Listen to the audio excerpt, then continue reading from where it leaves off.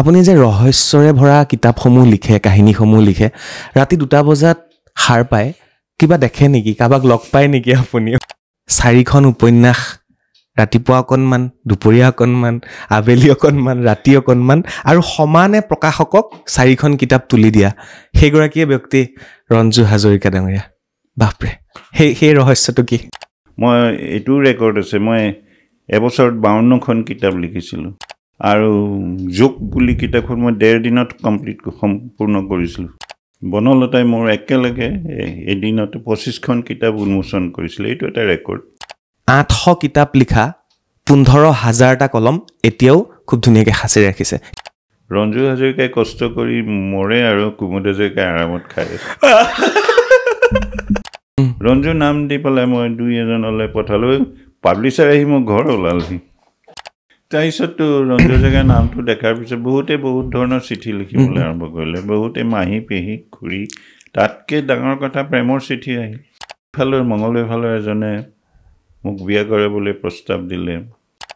বিস্ময় আৰু যদি ৰঞ্জু হাজৰিকা মিলি যায় তেতিয়াহ'লে বিস্ফোৰণ ঘটে বুলি কয়। এটা সময়ত তেনেকুৱা আছিলে, টিভি নাবাজিলে বা গান নাবাজিলে মই লিখিব নোৱাৰোঁ। মই গুৱাহাটীত জ্যোতিষ চৰ্চা কৰোঁ, বিভিন্নজন আহে আৰু মোৰ সেইটো এতিয়া জুবিন গাৰ্গ মোৰ প্ৰিয় ভক্ত, মানে ক'বলৈ গ'লে এইটোৰ ওপৰত। অসমত চাগে এনেকুৱা ঘৰ নাই য'ত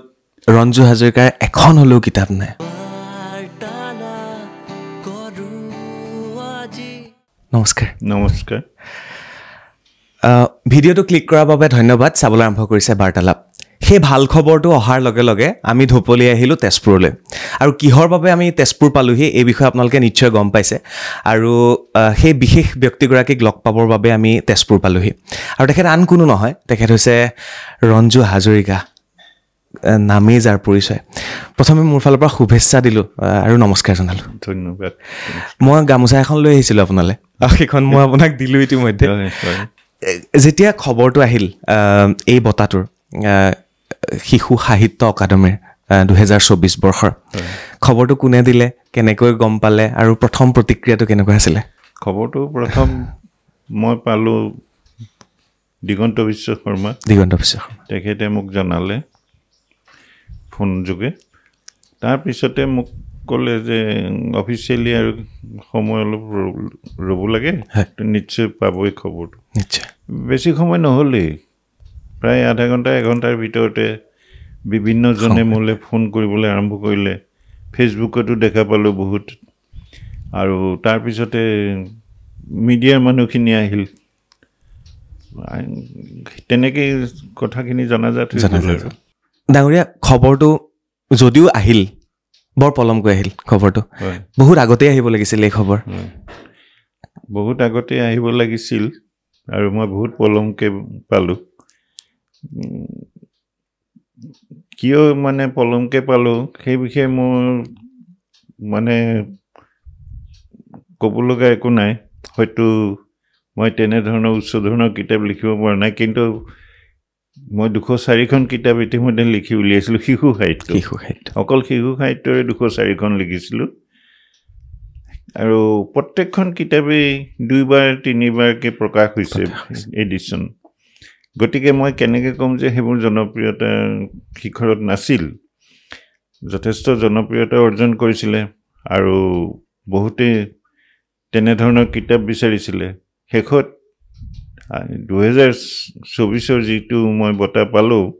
শিশু সাহিত্য একাডেমী বঁটা, সেই কিতাপখন 2019 মই লিখি উলিয়াইছিলোঁ। আৰু কিতাপখন প্ৰকাশ কৰিছিলে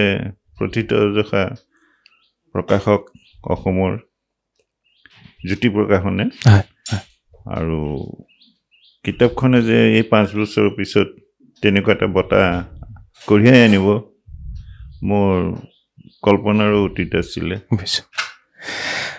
এয়া শুভেচ্ছা আৰু তেওঁৰ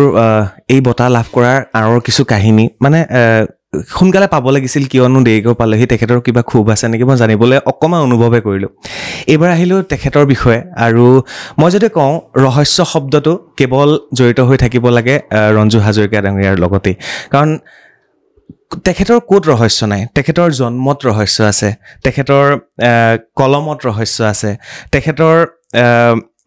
নামত ৰহস্য আছে তেখেতৰ আৰু এটা ৰহস্যৰ কথা মই আজি আহি থাকোঁতে গম পালোঁ সেইটো বিষয়ে মই পিছত ক'ম তেখেতে একেলগে 4খন উপন্যাস লিখাৰ ৰহস্য আছে তেখেতৰ প্ৰায় 800 কিতাপ এজন লেখকে 800 কিতাপ লিখাৰ ৰহস্য আছে তেখেতে প্ৰায় 7 লাখ শব্দ একত্ৰিত কৰাৰ ৰহস্য আছে তেখেতৰ উপন্যাস ডেইলি বাতৰি কাকতত প্ৰকাশ হোৱাৰ ৰহস্য আছে বহুতখিনি ৰহস্যৰে ভৰা এগৰাকী ব্যক্তি গতিকে আজি এই অনুষ্ঠানটোৰ জৰিয়তে মই সেই ৰহস্যসমূহ ভাঙিবলৈ চেষ্টা কৰিম আৰু তেখেতক সুধিবলৈ চেষ্টা কৰিম মই এফালৰ পৰা আৰম্ভ কৰোঁ মই জন্মৰ পৰা আৰম্ভ কৰিম যিখন বাগান এছিয়াৰ প্ৰথমখন বাগান আটাইতকৈ বৃহৎ বাগান সেইখন হৈছে মোনাবাৰী চাহ বাগিচা মোনাবাৰী চাহ বাগিচাতেই আপোনাৰ জন্ম এছিয়াৰ আটাইতকৈ ডাঙৰ চাহ বাগানখনত সেইটো এটা ৰহস্য বুলি কৈছোঁ মই আপোনাক কেনেকৈ মোনাবাৰী চাহ বাগিচাত ডাঙৰ দীঘল হ'ল মই দেউতাই তাতে চাকৰি কৰিছিলোঁ মোনাবাৰী চাহ বাগিচাত মোনাবাৰী এছিয়াৰ বৃহত্তম চাহ বাগিচা বুলি এতিয়া কয় এটা সময়ত আমি গম পাইছিলোঁ যে পৃথিৱীৰে বৃহত্তম চাহ বাগিচা কিন্তু পিছত আফ্ৰিকাত বহুত চাহ বাগিচা যেতিয়া তৈয়াৰ হ'ল সৃষ্টি হ'ল তেতিয়া এছিয়ালৈ আহিল এছিয়াৰ বৃহত্তম চাহ বাগিচা এই মোনাবাৰী চাহ বাগিচা সকলো ফালৰ পৰা অন্যান্য চাহ বাগিচাতকৈ বহুত পৃথক আছে 5টা ডিভিজনেৰে গঠিত আৰু দেউতাই তাৰে এটা শাখা নতুন লাইন বুলি কয় সেই নতুন লাইনতে মোৰ জন্ম হৈছিলে নতুন লাইন মোনাবাৰীৰ অন্তৰ্গত নতুন লাইনত মোৰ জন্ম হৈছিলে আৰু জন্মৰ আচৰিত কথা মানে স্কুলৰ তাত সুবিধা আছিল যদিও নাছিল বুলিয়ে ক'ব লাগিব কিয় একেজন শিক্ষকে মোনাবাৰীতো পঢ়ুৱায় আৰু নতুন লাইনতো পঢ়ুৱায় গতিকে মোনাবাৰী শিক্ষা স্কুলৰ যিটো সময় সেইটো 1টামান বজাত শেষ হয় তাৰপিছত 2:30 আহে আমাৰ স্কুললৈ নতুন লাইনৰ স্কুললৈ আহি টোপনিয়াই থাকে শিক্ষকজনে আমাৰ সেই ধেমালি ধুমুলা কৰিয়ে সময়খিনি পাৰ কৰোঁ তাৰপিছত বহুত কথা মা দেউতাই চিন্তা কৰিলে বোধ হয় যে ইয়াত থাকিলে ইয়াৰ পঢ়া শুনা ঠিক নহ'ব অন্য কিবা বিকল্প ব্যৱস্থাৰ কথা চিন্তা কৰি মা দেউতাই অৱশেষত মোক কলিয়াবৰলৈ পঠাই দিলে কলিয়াবৰত সোণাৰী গাঁৱত দেউতাৰ জন্মস্থান তাতে ককা আইতাৰ লগত থাকি মই ডাঙৰ দীঘল হ'লোঁ এয়া হ'ল মোৰ জন্ম বৃত্তান্ত মানে মই কৈছোঁ ন তেখেতৰ ৰহস্যৰে ভৰা সম্পূৰ্ণ জীৱনটোৱে বিভিন্ন ৰহস্য আছে আৰু আপোনাক মই এটা কথা কৈ থওঁ আজি যিবিলাক প্ৰশ্ন মই কৰিম আপুনি বহু ইণ্টাৰভিউ দিছে আৰু বহুতখিনি কথা অসমৰ ৰাইজে গম পাইছে আজি মই খুচৰিম আপোনাক আৰু বেলেগ কথা পাতিম ৰাতি 2টা বজাত কিয় শুই উঠে সেইটো এটা ৰহস্য আছে গতিকে এনেকুৱা ধৰণৰ কাহিনী আজি মই ৰঞ্জু হাজৰিকা ডাঙৰীয়াৰ লগত পাতিব বিচাৰিম মই আপোনাক যিদিনা লগ পাইছিলোঁ মই সেই দিনটোৰ কথা মই আপোনাক জনাব বিচাৰোঁ মই তেতিয়া জনসাধাৰণ বাতৰি কাকতখনত মই লিখা মেলা কৰি থাকোঁ এদিন আপুনি গুৱাহাটী প্ৰেছ ক্লাবলৈ গৈছিলে মোক কোনোবাই চিনাকি কৰি দিছে যে এয়া ৰঞ্জু হাজৰিকা মই আপোনাৰ ওচৰ পালোঁগৈ তেতিয়া ওচৰ পাই পেলাই মই ভালকৈ চাইছোঁ আপুনি বেয়া নাপাব মই কোৱাৰ কাৰণে মই সঁচাকৈ মই সেইদিনালৈকে গম পাই আছিলোঁ আপুনি মহিলা মই আজি মই এইটো হাত জোৰ কৰি কৈছোঁ মই তেতিয়ালৈকে গম পাই আছিলোঁ আপুনি এগৰাকী মহিলা লেখক মই যেতিয়া মোক চিনাকি কৰি দিছে মোৰ জ্যেষ্ঠ এগৰাকীয়ে মই তেখেতক কৈছোঁ সঁচাকৈ ৰঞ্জু হাজৰিকা এয়া কৈছে এয়া ৰঞ্জু হাজৰিকা তেখেতৰ নামটোক লৈও সেয়া ৰহস্য গতিকে এইখিনি অলপ পিছলৈ থৈছোঁ তাৰ আগতে মই পাতিম আৰু এটা কাহিনী আপোনাৰ লগত আপুনি যেতিয়া কলিয়াবৰত আছিলে আপুনি পঢ়াৰ প্ৰতি আগ্ৰহ বাঢ়িছিলে এটা উমলি যোৱা পুথিভঁৰাল আছিলে যিটো পুথিভঁৰাললৈ গৈ আপুনি কিতাপ আনিছিলে আপুনি কিতাপ আনি পঢ়ি পেলাই নপঢ়াকৈ ঘূৰাই দিছিলে কিতাপ আৰু তেতিয়া আপুনি অপমানো হৈছিলে সেই কাহিনীকণ সেইটো প্ৰথম যেতিয়া মই পুথিভঁৰাল সম্পৰ্কে একো জ্ঞানেই নাছিলে বস্তুটো কি নামটো জানো আৰু পুথিভঁৰাল তাত কি আছে কি নাই মানুহবোৰ অহা যোৱা কৰে মোৰ লগৰ ল'ৰা ছোৱালীও বহুত অহা যোৱা কৰে দেখিছোঁ তাৰপিছত সিহঁতে গৈ কিতাপ আনে তাৰ পৰা আৰু একেবাৰে সন্মুখতে মোৰ ককা দেউতাৰ ঘৰৰ মানে দেউতাৰ জন্মস্থান ঘৰখনৰ সন্মুখতে পুথিভঁৰালটো তেতিয়া মই সদায় সেই নঙলামুখত থিয় হৈ তেতিয়া গেট নাছিল দেই নঙলা সেই নঙলামুখত থিয় হৈ চাই থাকোঁ এদিন তাৰ সম্পাদকজনে পুথিভঁৰালৰ মোক এনেকৈ মাতিলে হাত বাউলি দি মই গ'লোঁ সুযোগ চামাককৈ কি নাম সুধিলে মই ক'লোঁ কুমুদ হাজৰিকা মোৰ তেতিয়া নাম কুমুদ হাজৰিকা কিমানলৈকে পঢ়িছা মই চতুৰ্থমান শ্ৰেণীত চতুৰ্থ শ্ৰেণীত পঢ়িছা তুমিতো ইয়াৰ পৰা কিবা কিবি কিতাপ লৈ যাব পাৰা ইয়াত আমাৰ কিতাপ আমি দিওঁ পঢ়িবলৈ মই এইবিলাক একো আচৰিত হ'লোঁ কিতাপ দিয়ে পঢ়িবলৈ কৈছে তুমি কাইলৈ ককাৰ পৰা খুজি এটা শিকি লৈ আহিবা মানে 25 পইচা এতিয়া দিনত 25 পইচা শিকি এতিয়া 25 পইচাও নচলে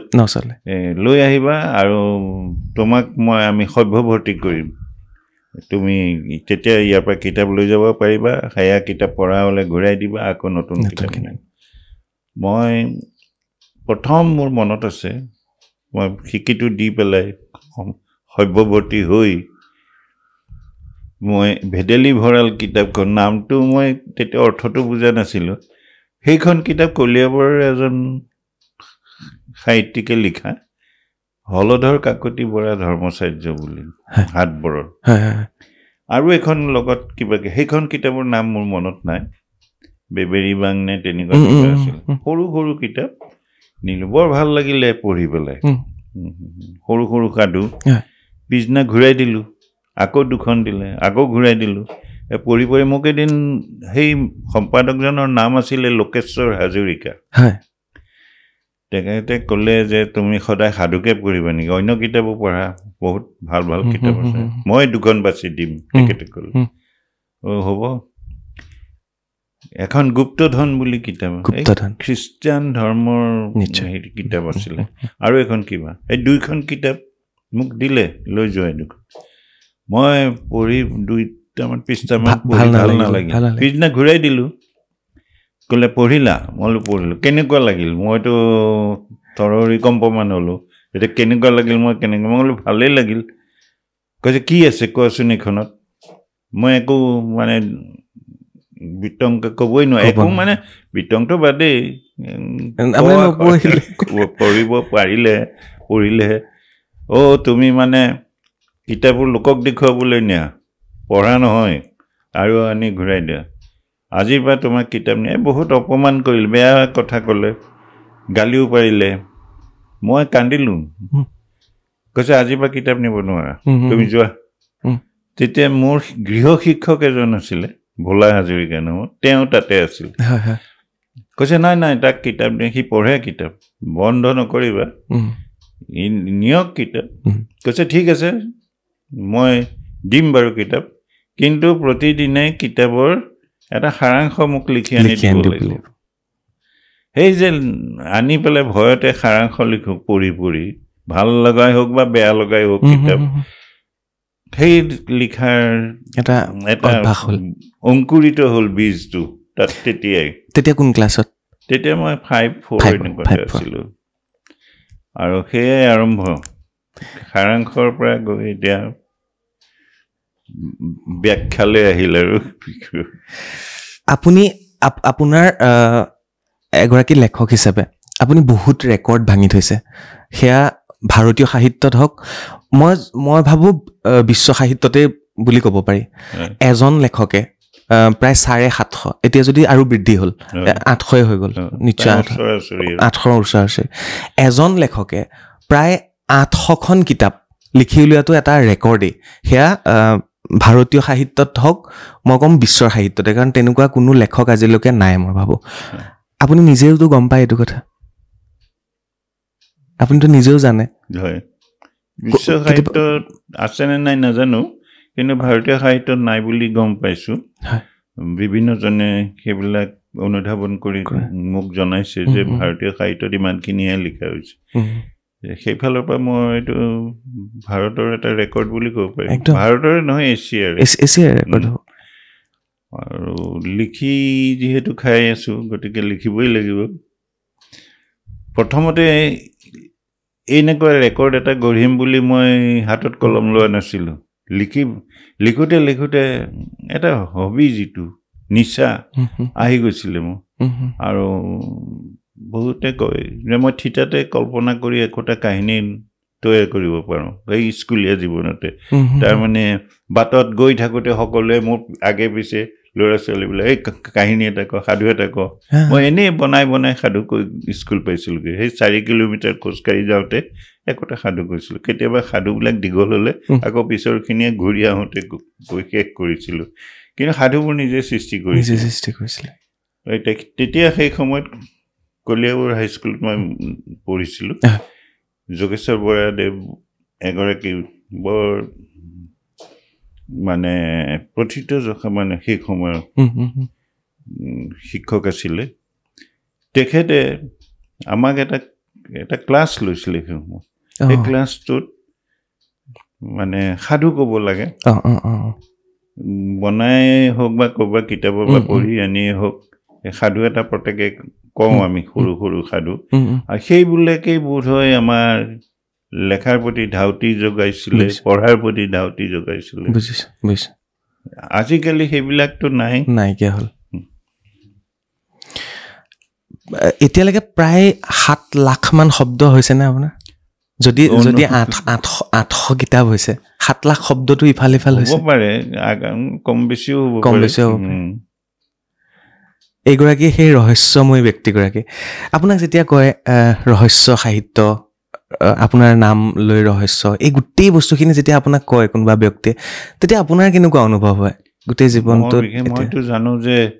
মই যিমানখিনি কিতাপ পঢ়ি প্ৰত্যেক বস্তুতে ৰহস্য আছে আমাৰ মানুহৰ দেহৰ নোমডালৰ পৰা মূৰৰ চুলিলৈকে ৰহস্য একদম দূৰৰ গছজোপাতো এটা ৰহস্য আছে বিভিন্ন ধৰণৰ ৰহস্য মই কিতাপবোৰ পঢ়িয়েই মই ভাল পাইছিলোঁ অকল পিষ্টল বন্দুকতে বা হত্যা বা ডকাইতি চুৰি এইবিলাকতে ৰহস্য নাথাকে ৰহস্য বিভিন্ন ক্ষেত্ৰতে থাকে সেই ৰহস্য উদ্ঘাটন কৰিবৰ কাৰণে মোৰ মনটো খুদুৱাই থাকে বা কৌতূহলী মন যিকোনো প্ৰকাৰে এতিয়া ৰামায়ণ মহাভাৰত যেতিয়া পঢ়িছিলোঁ তাতো দেখিছোঁ ৰহস্য আছে বহুত কাৰণ ৰামায়ণত যেতিয়া এই কৈকেয়ীয়ে যিখন নাটক তৈয়াৰ কৰিলে সেয়াও ৰহস্য ৰাৱণে সীতাক অপহৰণ কৰি লৈ গ'ল সেয়াও ৰহস্য সীতাই বাটে বাটে পেলাই গ'ল গহনা গাঁঠৰি পেলাই গৈছিলে আৰু ৰাম লক্ষণে সেয়া পাই আগবাঢ়ি গৈছিলে বিচাৰি সেয়াও ৰহস্য এইবিলাক ডিটেকশ্যন আজি ৰহস্য সাহিত্যত তাৰপিছত জটায়ুৰ লগত পালে তাতোতো সেই হত্যা লুণ্ঠন সকলো আছে ৰামায়ণ গতিকে সেইখন মহান সাহিত্য ৰহস্যৰে ভৰা মহাভাৰততো তেনেকুৱা মহাভাৰতত বেছিহে আছিলে কাৰণ এটা উদাহৰণস্বৰূপে কওঁ যেতিয়া সেই পানী বিচাৰি ভীম অৰ্জুন এজনকৈ গৈ নাইকিয়া হৈছিলে তেতিয়া যুধিষ্ঠিৰে নিজেই আচৰিত হ'ল যে ক'লৈ গ'ল পানী আনিবলৈ গৈ এজনো নাইকিয়া হ'ল তেতিয়া নিজে যেতিয়া গৈ হ্ৰদটোৰ পাৰ পালে তেওঁ নামিব খুজি ৰৈ গ'ল দেখে যে খোজবিলাক পানীলৈ যোৱা আছে ঘূৰি অহাত খোজ নাই তেওঁ ৰৈ যোৱা দেখি তেতিয়া বক ৰূপী ধৰ্মৰাজে ক'লে যে তুমি কিয় ৰৈ গৈছা তেতিয়া যুধিষ্ঠিৰে সেইটো ক'লে যে তোমাৰ আটাইকেইজন ভাই ইয়াতে ডুবি আছে তুমি যদি প্ৰশ্নৰ উত্তৰ দিব পাৰা তেতিয়াহ'লে তেওঁলোকে এজনকৈ সেইবিলাক ৰহস্য নহয় জানো একদম হয় বিজ্ঞানত ৰহস্য আছে আপোনাৰ সাহিত্যতে আছে বিজ্ঞান আপুনি ইমান ধুনীয়াকৈ সাহিত্য মানে বিজ্ঞানটো আমি টান পাওঁ কিন্তু আপুনি ইমান ধুনীয়াকৈ ৰহস্যৰ মাজেৰে সাধুৰ মাজেৰে যেতিয়া বুজাই দিছিল কল্পবিজ্ঞান পৱন চিৰিজ পুৰা কল্পবিজ্ঞান প্ৰত্যেকটো গ্ৰহৰ কল্পনাৰে মই সেই নক্ষত্ৰ জগতৰ একোটা গ্ৰহৰ নাম দি পেলাই এতিয়া ব্ৰহ্মহৃদয় কালপুৰুষ অৰিয়ন পেগাছাছ এইবিলাক মই অধ্যয়ন কৰিছিলোঁ যদিও মই বিজ্ঞানৰ ছাত্ৰ নাছিলোঁ প্ৰচুৰ অধ্যয়ন কৰিছিলোঁ বিজ্ঞানৰ এইবিলাক জ্যোতিৰ্বিদ্যা সম্পৰ্কত আৰু সেই তাৰ ওপৰতে ভেজা দি মই পৱন চিৰিজটো লিখিছিলোঁ আমি ছুপাৰমেন আমি হাল্ক আমি মাৰ্ভেলৰ যিবিলাক ডাঙৰ ডাঙৰ ছুপাৰ সেইবিলাক আমি পঢ়া নাছিলোঁ আমি এতিয়া নতুন প্ৰজন্মই পাইছে হয় সৃষ্টি হৈছে বা হেৰি পটাৰ আমি তেতিয়া বুজি পোৱা নাছিলোঁ ইমান আমি আপোনাৰ সাহিত্যই পঢ়িলোঁ গতিকে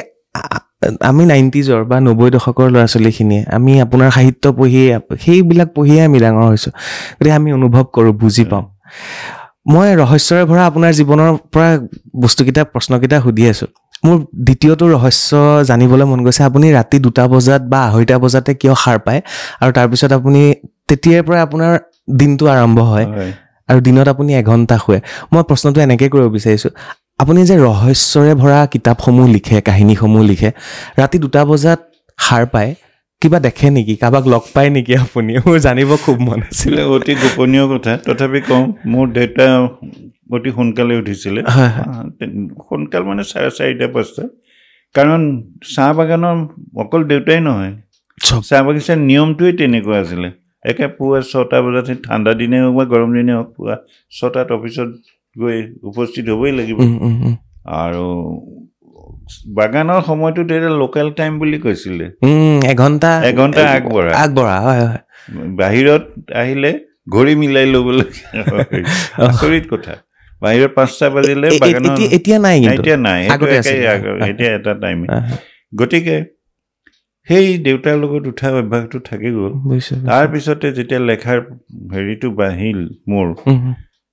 সেইবিলাকে মনত ক্ৰিয়া কৰি থাকে অনবৰত সাৰ পাই যাওঁ বাৰে বাৰে সাৰ পালেও সেই ভাৱ মনলৈ আহে শুবলৈ নোৱাৰোঁ এইখিনি লিখা এইখিনি এনেকে মই কাহিনী এটা সম্পূৰ্ণ ভাবি পেলাই আৰম্ভ নকৰোঁ মোৰ এটাই কথা যে বাটটো আৰম্ভ কৰিছোঁ যেতিয়া ক'ৰবাততো শেষ হ'ব সেই তেনেকৈ লৈ গৈ থাকোঁ তেতিয়া বিভিন্ন আনুষংগিক কিছুমান ঘটনাও তাত সোমাই যায় সেই তেনেকেই মই এতিয়াও তাহানিৰ পৰা এতিয়াও মই তেনেকেই ৰচনা কৰি আছোঁ 2:30 বজাত মই উঠোঁ সেইখিনিত উঠিও মই সময়খিনি মিলাব নোৱাৰোঁ যেন মোক কেনেকৈ লাগে যে 36 ঘণ্টা হ'লে মোৰ সময়টো অনুকূল হ'ব আপুনি এতিয়াও 2:30 বজাত এতিয়াও 2:30তে উঠোঁ উঠি আপুনি লিখা মেলা ঠিক নকৰোঁ কিবা কিবি নিজৰ পাতকিতখিনি কৰি অলপ গুৱাহাটী ঘৰত থাকিলে অলপ ব্যায়ামো কৰোঁ সৰু সুৰা বৰ বেছি নহয় ইয়াতো অলপ খোজ তোজ কাঢ়ি 5টা বাজি যায় 5টা বাজিলে মই চাহ খাওঁ আৰু চাহ খাই অলপ লিখিবলৈ বহোঁ খুব নিয়মত চলে তেখেত খুব নিয়মত চলা ব্যক্তি আজি মই সোনকালে আহিলোঁ আমি একেলগে ভাত এসাঁজ খালোঁ ইয়াত তেখেতৰ বোৱাৰীয়ে কৈছে দেউতাক সময়ত বস্তু দিবই লাগিব 12টা বজাত দুপৰীয়াত তেখেতে ভাত খাবই 3টা বজাত একাপ চাহ খাবই দিনত অকণমান শুবই আৰু সেই শোৱা সময়খিনিত তেখেতে কোনো কাৰো কাৰণত যি হৈ নগ'লেও তেখেতে কাকো লগ নকৰে সেই মুহূৰ্তখিনি হয়নে হয় একেবাৰে সঁচা কথা মই সেইখিনি সময়ত আৰু মোক আগতীয়াকৈ নজনাকৈ আহিলে মানুহ মই অলপ দিগদাৰ পাওঁ কাৰণ মই কাৰোবাক এপইণ্টমেণ্ট দি থোৱা থাকে কি অনাহুতভাৱে কিছুমান মানুহ আহে বেল বাজে মই টোপনি ভাঙি যায় কেতিয়াবা হয়তো মোৰ মুখৰ বৰণ দেখি মানুহে বুজি পায় যে মই বেয়া ভাল পোৱা নাই তেওঁলোকে নিজে কয় যে দুখিত আপোনাৰ ফোন নম্বৰটো আমাৰ নাই সেইকাৰণে আহিব লগা হ'ল কেতিয়াবা আকৌ মই সেইখিনি মানি ল'বলগীয়া হয় কাৰণ বহুত দূৰত ধৰক লখিমপুৰ ডিব্ৰুগড়ৰ পৰা মানুহ আহিছে তেওঁলোকে ইমান সময় মিলাই মোৰ লগত দেখা কৰাটো সম্ভৱ নহয়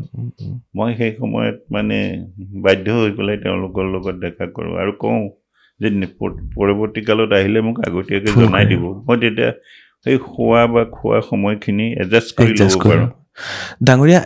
হোমেন বৰগোহাঁই ডাঙৰীয়াই সেইকাৰণে চাগে কাকো লগ কৰা নাছিল তেখেতে কেতিয়াও কাকো তেনেকৈ লগ ধৰা নাছিলে আৰু তেখেতৰ যিবিলাক অনুগত লোক আছিলে তেওঁলোকে কৈ দিয়ে যে বেয়া নাপাব এই সময়ত তেখেতে আমুক কৰি তামুক কৰে আৰু শুনা পাইছোঁ যে দুৱাৰত লিখাই থাকে যে ক্ষমা কৰিব এতিয়া দেখা নকৰোঁ আৰু সেইকাৰণে চাগে কম মানে আমাৰ জীৱনটোতো একেবাৰে সৰু আৰু ইমানখিনি সৃষ্টি মই আপোনাকতো সেইকাৰণে যে মানে কিমান ধন্যবাদ জনাব লাগে আমি কাৰণ তেখেতে নিজৰ এই জীৱনটো এতিয়ালৈকে লিখিয়ে আছে পৃথিৱীৰ হায়েষ্ট কিতাপ লিখা ব্যক্তিগৰাকী তেখেতক স্বীকৃতি দিবৰ হ'ল এতিয়াও মানে সেই বস্তুটো এতিয়াও অন্ততঃ ডিষ্টাৰ্ব নকৰিব তেখেতে যিমান লিখে আৰু লিখি গৈ থাকক যাতে তেওঁ লিখা কিতাপৰ সংখ্যা কোনো ব্ৰেক কৰিব যাতে নোৱাৰে নহয় জানো মই ভাবোঁ এতিয়া মই অৱশ্যে এই ক্ষেত্ৰত নিশ্চিত যে ব্ৰেকটো নহয় কাৰণ এতিয়া লিখা মেলাতকৈ মানুহৰ অন্যফালে ধাউতিটো বাঢ়িছে ডিজিটেল জগত এখনত ফেচবুক বা আন কিবা কিবি লৈ পেলাই ব্যস্ত হৈ পৰিছে মানুহ লিখাৰ ফালে কম এতিয়া 20খন বা 15খন লিখা মানুহ খুব কমেই আছে একদম বা কোনোবাই ধৰক 2খন লিখিয়ে তেখেতে ডাঙৰ ডাঙৰ বঁটা লাভ কৰিবলৈ সক্ষম হৈছে বা কোনোবাই এখন লিখিও হৈছে হয় মানে সেই বস্তুটো মই এতিয়া এই বিষয়ত এটা কথা ক'লে কওকচোন কওক এদিন মই সদায় ওলাই যাওঁ দেই অফিচিয়েল টাইম মেইনটেইনৰ নিচিনা 10টা বজাত মই ওলাই যাওঁ পাণ বজাৰে হওক বা ফেঞ্চি বজাৰে হওক মোৰ বন্ধু বান্ধৱ তেওঁলোকেই ফেঞ্চি বজাৰৰ দোকানীবিলাকে মোৰ বন্ধু আৰু মাৰোৱাৰীবিলাকে মোক ৰঞ্জু হাজৰিকা বুলি ভাল নাপায় কিন্তু মই গৈ বহি একাপ চাহ খাওঁ তেওঁলোকে সেইকাৰণে ভাল পায় যে আজি অহা নাই কিয় বুলি কয় নগ'লে গৈ পেলাই মই এপাক পাণ বজাৰ হৈ ঘূৰি আহোঁতে দেখিলোঁ অসমী প্ৰকাশন বুলি সেই অসমী প্ৰকাশন এখন মোৰ বহুত কিতাপ তেখেতে প্ৰকাশ কৰিছে নাৰায়ণ দাসে চামিয়ানা দি পেলাই চকী কেইখনমান সজাই থৈছে মই বুলি কি আকৌ গৈ সুধিলোঁ কি কাৰোবাৰ এইটো আজি দেখোন একে দোকানৰ আগত চামিয়া কৈছে নক'ব এখন কিতাপ আজি উন্মোচন কৰিব এই হিতেশ ডেকাক সেই সময় আজিৰ মানুহ আচল মানুহ তেখেতৰ লেখক সেই কিতাপৰ হিতেশ ডেকাৰ লগতো মোৰ ভাল পৰিচয় আছিলে তেওঁ বহি আছিলে মোক কৈছে আহক আহক বহক মই কিতাপ এখন উন্মোচন কৰিবলৈ আহিছোঁ ইয়াতে মই নাৰায়ণ দাসক ক'লোঁ যে আপুনি মোক কিয় জনোৱা নাই এইখন কি জনাম আৰু হেন অলপ মানে লাজো পাইছে বা মোক নজনোৱাৰ কাৰণে হেৰি পাইছে অপ্ৰস্তুত হৈছে তেতিয়া ক'লে যে এনেকৈ কিতাপ এখন মই কৈছোঁ আৰু কিতাপ লিখিম বোলো নাই আগতে এখন লিখিছিলোঁ এতিয়া এখন মই কৈছোঁ একেপাত কাৰতে 7টা সিংহ মাৰিলোঁ কাকো নকলোঁ লাজে আজি কোনোবাই নিগনি এটা মাৰিছে ছমা খাপ দি তাতে ঢোল ধনঞ্জয় বাজে একদম জেগাত পৰিছে আৰু তাৰপিছত কাৰণ মোৰ কিতাপ আপুনি এতিয়ালৈকে 100 ছপাইছে কিন্তু এখনো কিতাপ এনেকৈ উন্মোচন কৰা নাই মই আজি এটা কথা কৈ যাওঁ মই নবহোঁ ইয়াত হিতেশ ক'লে কওকচোন কওক তেওঁ ভাল পাইছে মই যে মাছে কণী পাৰে লাখ লাখ পানীৰ তলত কোনেও গম নাপায় কিন্তু মুৰ্গী এটাই কুকুৰা এজনীয়ে কণী পাৰে আৰু সেই গোটেই বিশ্বকে জনাই দিয়ে কণী এটা পাৰিলোঁ বুলি চিঞৰিব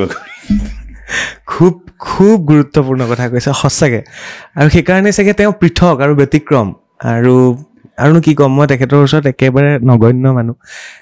মই আৰু এটা ৰহস্যলৈ যাওঁ একেলগে 4খন উপন্যাস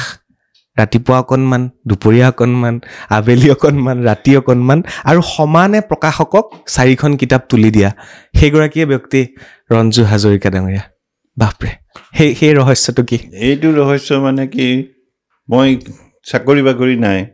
কিতাপ লিখিয়ে খাব লাগিব বিভিন্ন ধৰণৰ ভাৱ বিভিন্ন ধৰণৰ কাহিনী মোৰ মনৰ মাজত ক্ৰিয়া কৰে কিন্তু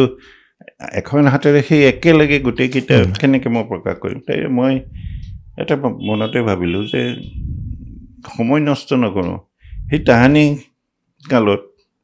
মই প্ৰথম গুৱাহাটীত যেতিয়া থাকোঁ কেৱল লোড শ্বেডিং হাহাকাৰ অৱস্থা ৰাতি হ'লেই 2 ঘণ্টা 2.5 ঘণ্টা ধৰি কাৰেণ্ট নাথাকে সেইখিনি সময় মোৰ লিখাৰ সময় মই এহাতে বিচনী মাৰোঁ মমবাতি 2ডালমান দূৰত জ্বলাই লওঁ আৰু লিখোঁ তেনেকৈ বহুত লিখিলোঁ কিন্তু দেখিলোঁ অভাৱটো পূৰণ নহয় তেতিয়া মোৰ মনত এটা বুদ্ধি খিলালে মই 2গৰাকীমান সহকাৰী লিখাৰ কাৰণে তেওঁলোক মই লিখি যেতিয়া যাওঁ মই লিখিছোঁ এখন দেশত এজন ৰজা আছিল ইজনীক ক'লোঁ চম্পকে হাতত পিষ্টলটো তুলি ল'লে সিজনীক ক'লোঁ বাঘটোৱে তাইক দেখি খেদি আহিল তাৰপিছত মই ৰজাজনৰ 3গৰাকী পত্নী আছিল তেওঁক ক'লোঁ পিষ্টলটো লৈ চম্পকে দেখে হাতত গুলি লাগে আৰু ইজনীক ক'লোঁ বাঘটোৱে খেদি যোৱা তাই গছৰ ওপৰত উঠিলে এনেকৈ মই কাহিনী 3টা একেলগে আপোনাৰ মগজুত 4টা কাহিনী চলি আছে আৰু কাষত 4গৰাকী লেখকে লিখি আছিল এয়া অকল মই কোৱা কথা নহয় শিৱানু বৰা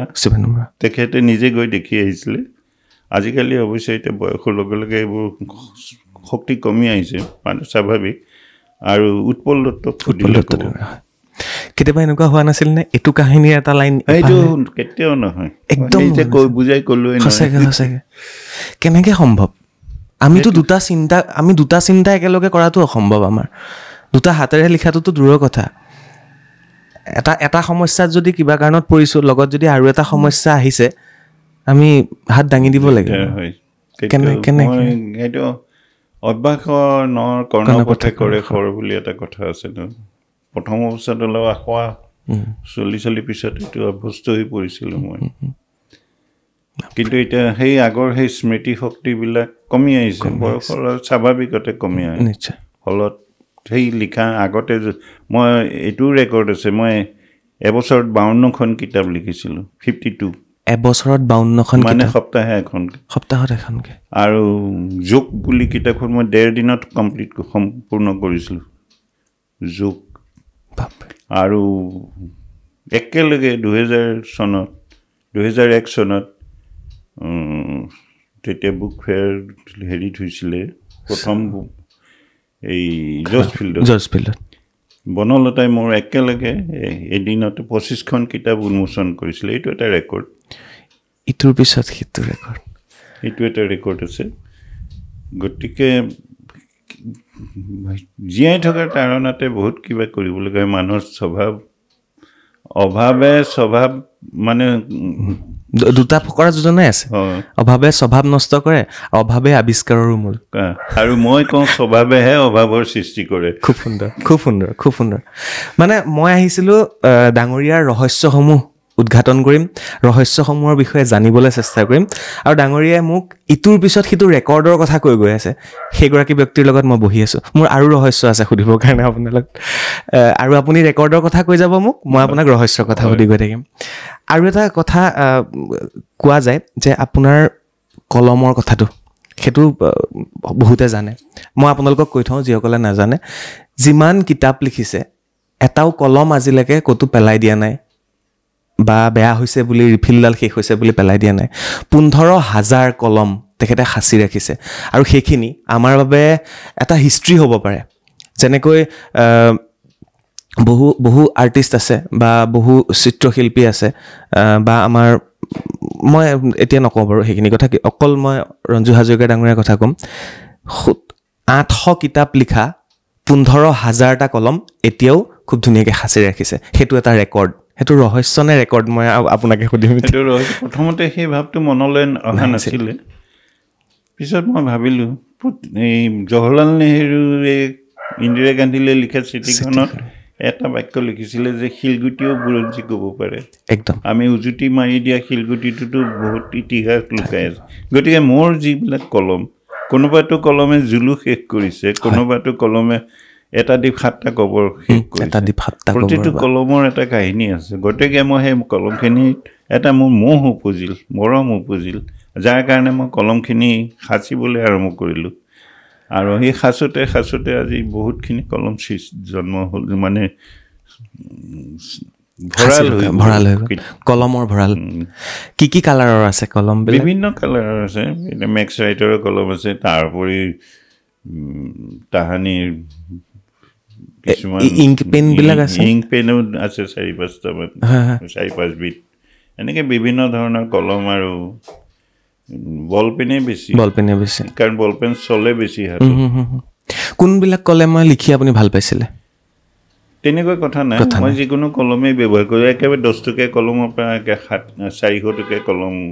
মই ব্যৱহাৰ কৰিছোঁ কিন্তু মই পাৰ্থক্যটো একো নাপাওঁ আপুনি কি উপহাৰ দিলে ভাল পায় মোক মানুহৰ উপহাৰৰ প্ৰতি এটা খুব মোহ থাকে বিশেষকৈ তেনেকুৱা মোৰ মোহ বুলি ক'ব নোৱাৰোঁ কিন্তু কিতাপ পালে বেছি ভাল কিতাপৰ মানুহ কিতাপ পালে ভাল এয়া হৈছে ৰঞ্জু হাজৰিকা ডাঙৰীয়াৰ ৰহস্যৰ কাহিনী পাতি আছোঁ আমি আৰু এটা ৰহস্যলৈ যাওঁ নামৰ কথাটো আধৰুৱা হ'ল মই যিহেতু ক'লোঁ আপোনাক ইমান বছৰ আপোনাৰ যিখন আধাৰ কাৰ্ড পেন কাৰ্ড তাত কি বুলি আছে প্ৰথমতেতো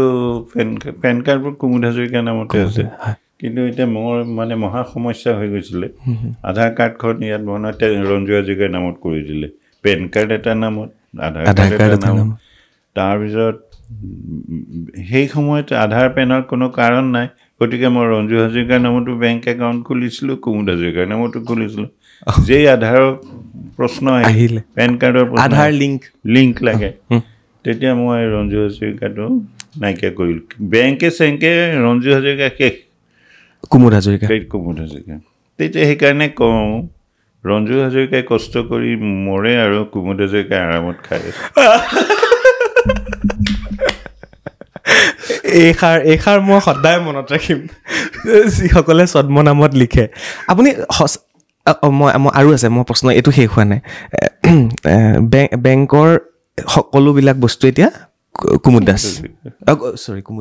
কুমুদ হাজৰিকা হিচাপে আছে আপুনি গাড়ী চলায় নিশ্চয় গাড়ী নচলাওঁ লাইচেঞ্চ আছে লাইচেঞ্চ কাৰ নামত আৰম্ভণি কৰিয়ে মই একদম খতৰনাক বিপদত পৰি গৈছিলোঁ কেনেকৈ কওকচোন এই যিজন হেৰি মোক শিকাইছিলে তেতিয়া পঢ়া হৈছিলে এক্সপাৰ্ট হৈছিলে ব্ৰিজলৈকে যাওঁ বাটেদি যোৱা মানুহ অলপ ইফাল সিফাল কৰিলে মোৰ খং উঠি আহে নামি পেলাই মানে ধমক সি ক'লে হুছেইন বুলি দাদা আপুনি গাড়ী চলাব নালাগে সেই এবাৰ আহি মিলিটাৰী গাড়ী এখনৰ পিছফালে ভাগ্য হৈ মানুহৰ কাৰণে মোৰতো উঠিল মই কৈছোঁ যে আৰু কেইদিনমান হ'লে মই গাড়ীত লাঠি এডাল লৈ ফুৰিম নামি কোবাই দিম তেনেকৈ সেইবিলাক বহুত হেৰি তাতে নাৰ্ভে মোক বহুত সমস্যাৰ সৃষ্টি কৰিছিলে ভৰিৰ বিশেষকৈ মোৰ চাইটিকা হৈছিলে চাইটিকা হোৱাৰ পিছতে ভৰি এখনৰ পৰাই মানে স্থিৰতা নাই সেই তেনেকুৱাত এক্সিলেটৰৰ ঠাইত যদি মই ব্ৰেক মাৰি দিওঁ সৰ্বনাশ হ'ব নহয় ব্ৰেকৰ ঠাইত এক্সিলেটৰ মাৰো সৰ্বনাশ সেইকাৰণে বাদ দিলোঁ এইটো বিষয় গাড়ীৰ যিখন লাইচেঞ্চ আৰু বিপদ হয় হয় গাড়ীৰ যিখন লাইচেঞ্চ আছিলে সেইখনো কুমুদ হাজৰিকা মানে এতিয়া সকলোবিলাক বস্তু আপুনি কুমুদ হাজৰিকা হিচাপে নিউমাৰলজি আপুনি খুব বিশ্বাস কৰে মই এষ্ট্ৰলজিলৈ আহিম আপোনাৰ মই 5-10 মিনিট এষ্ট্ৰলজিৰ ওপৰতে কথা পাতিম আমি আৰু বহুতে জানে বহুতে নাজানে যে ৰঞ্জু হাজৰিকা ডাঙৰীয়া এগৰাকী খুব যেনেকৈ এগৰাকী ভাল লেখক জনপ্ৰিয় লেখক ঠিক একেদৰে এগৰাকী কোনো নজনাকৈ মনে মনে কাম কৰি থকা এগৰাকী খুব ভাল এষ্ট্ৰলজাৰ সেই বিষয়ে পাতিম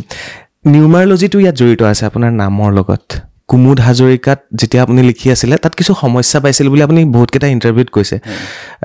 যেতিয়া আপুনি ৰঞ্জু হাজৰিকা কৰিলে তেতিয়া লিখা মেলা বিচাৰিবলৈ আৰম্ভ হ'ল নামটোৰ প্ৰতি কিবা নিউমাৰলজিৰ কথাও আহিল তাত অকণমান যদি চমুকে এইটো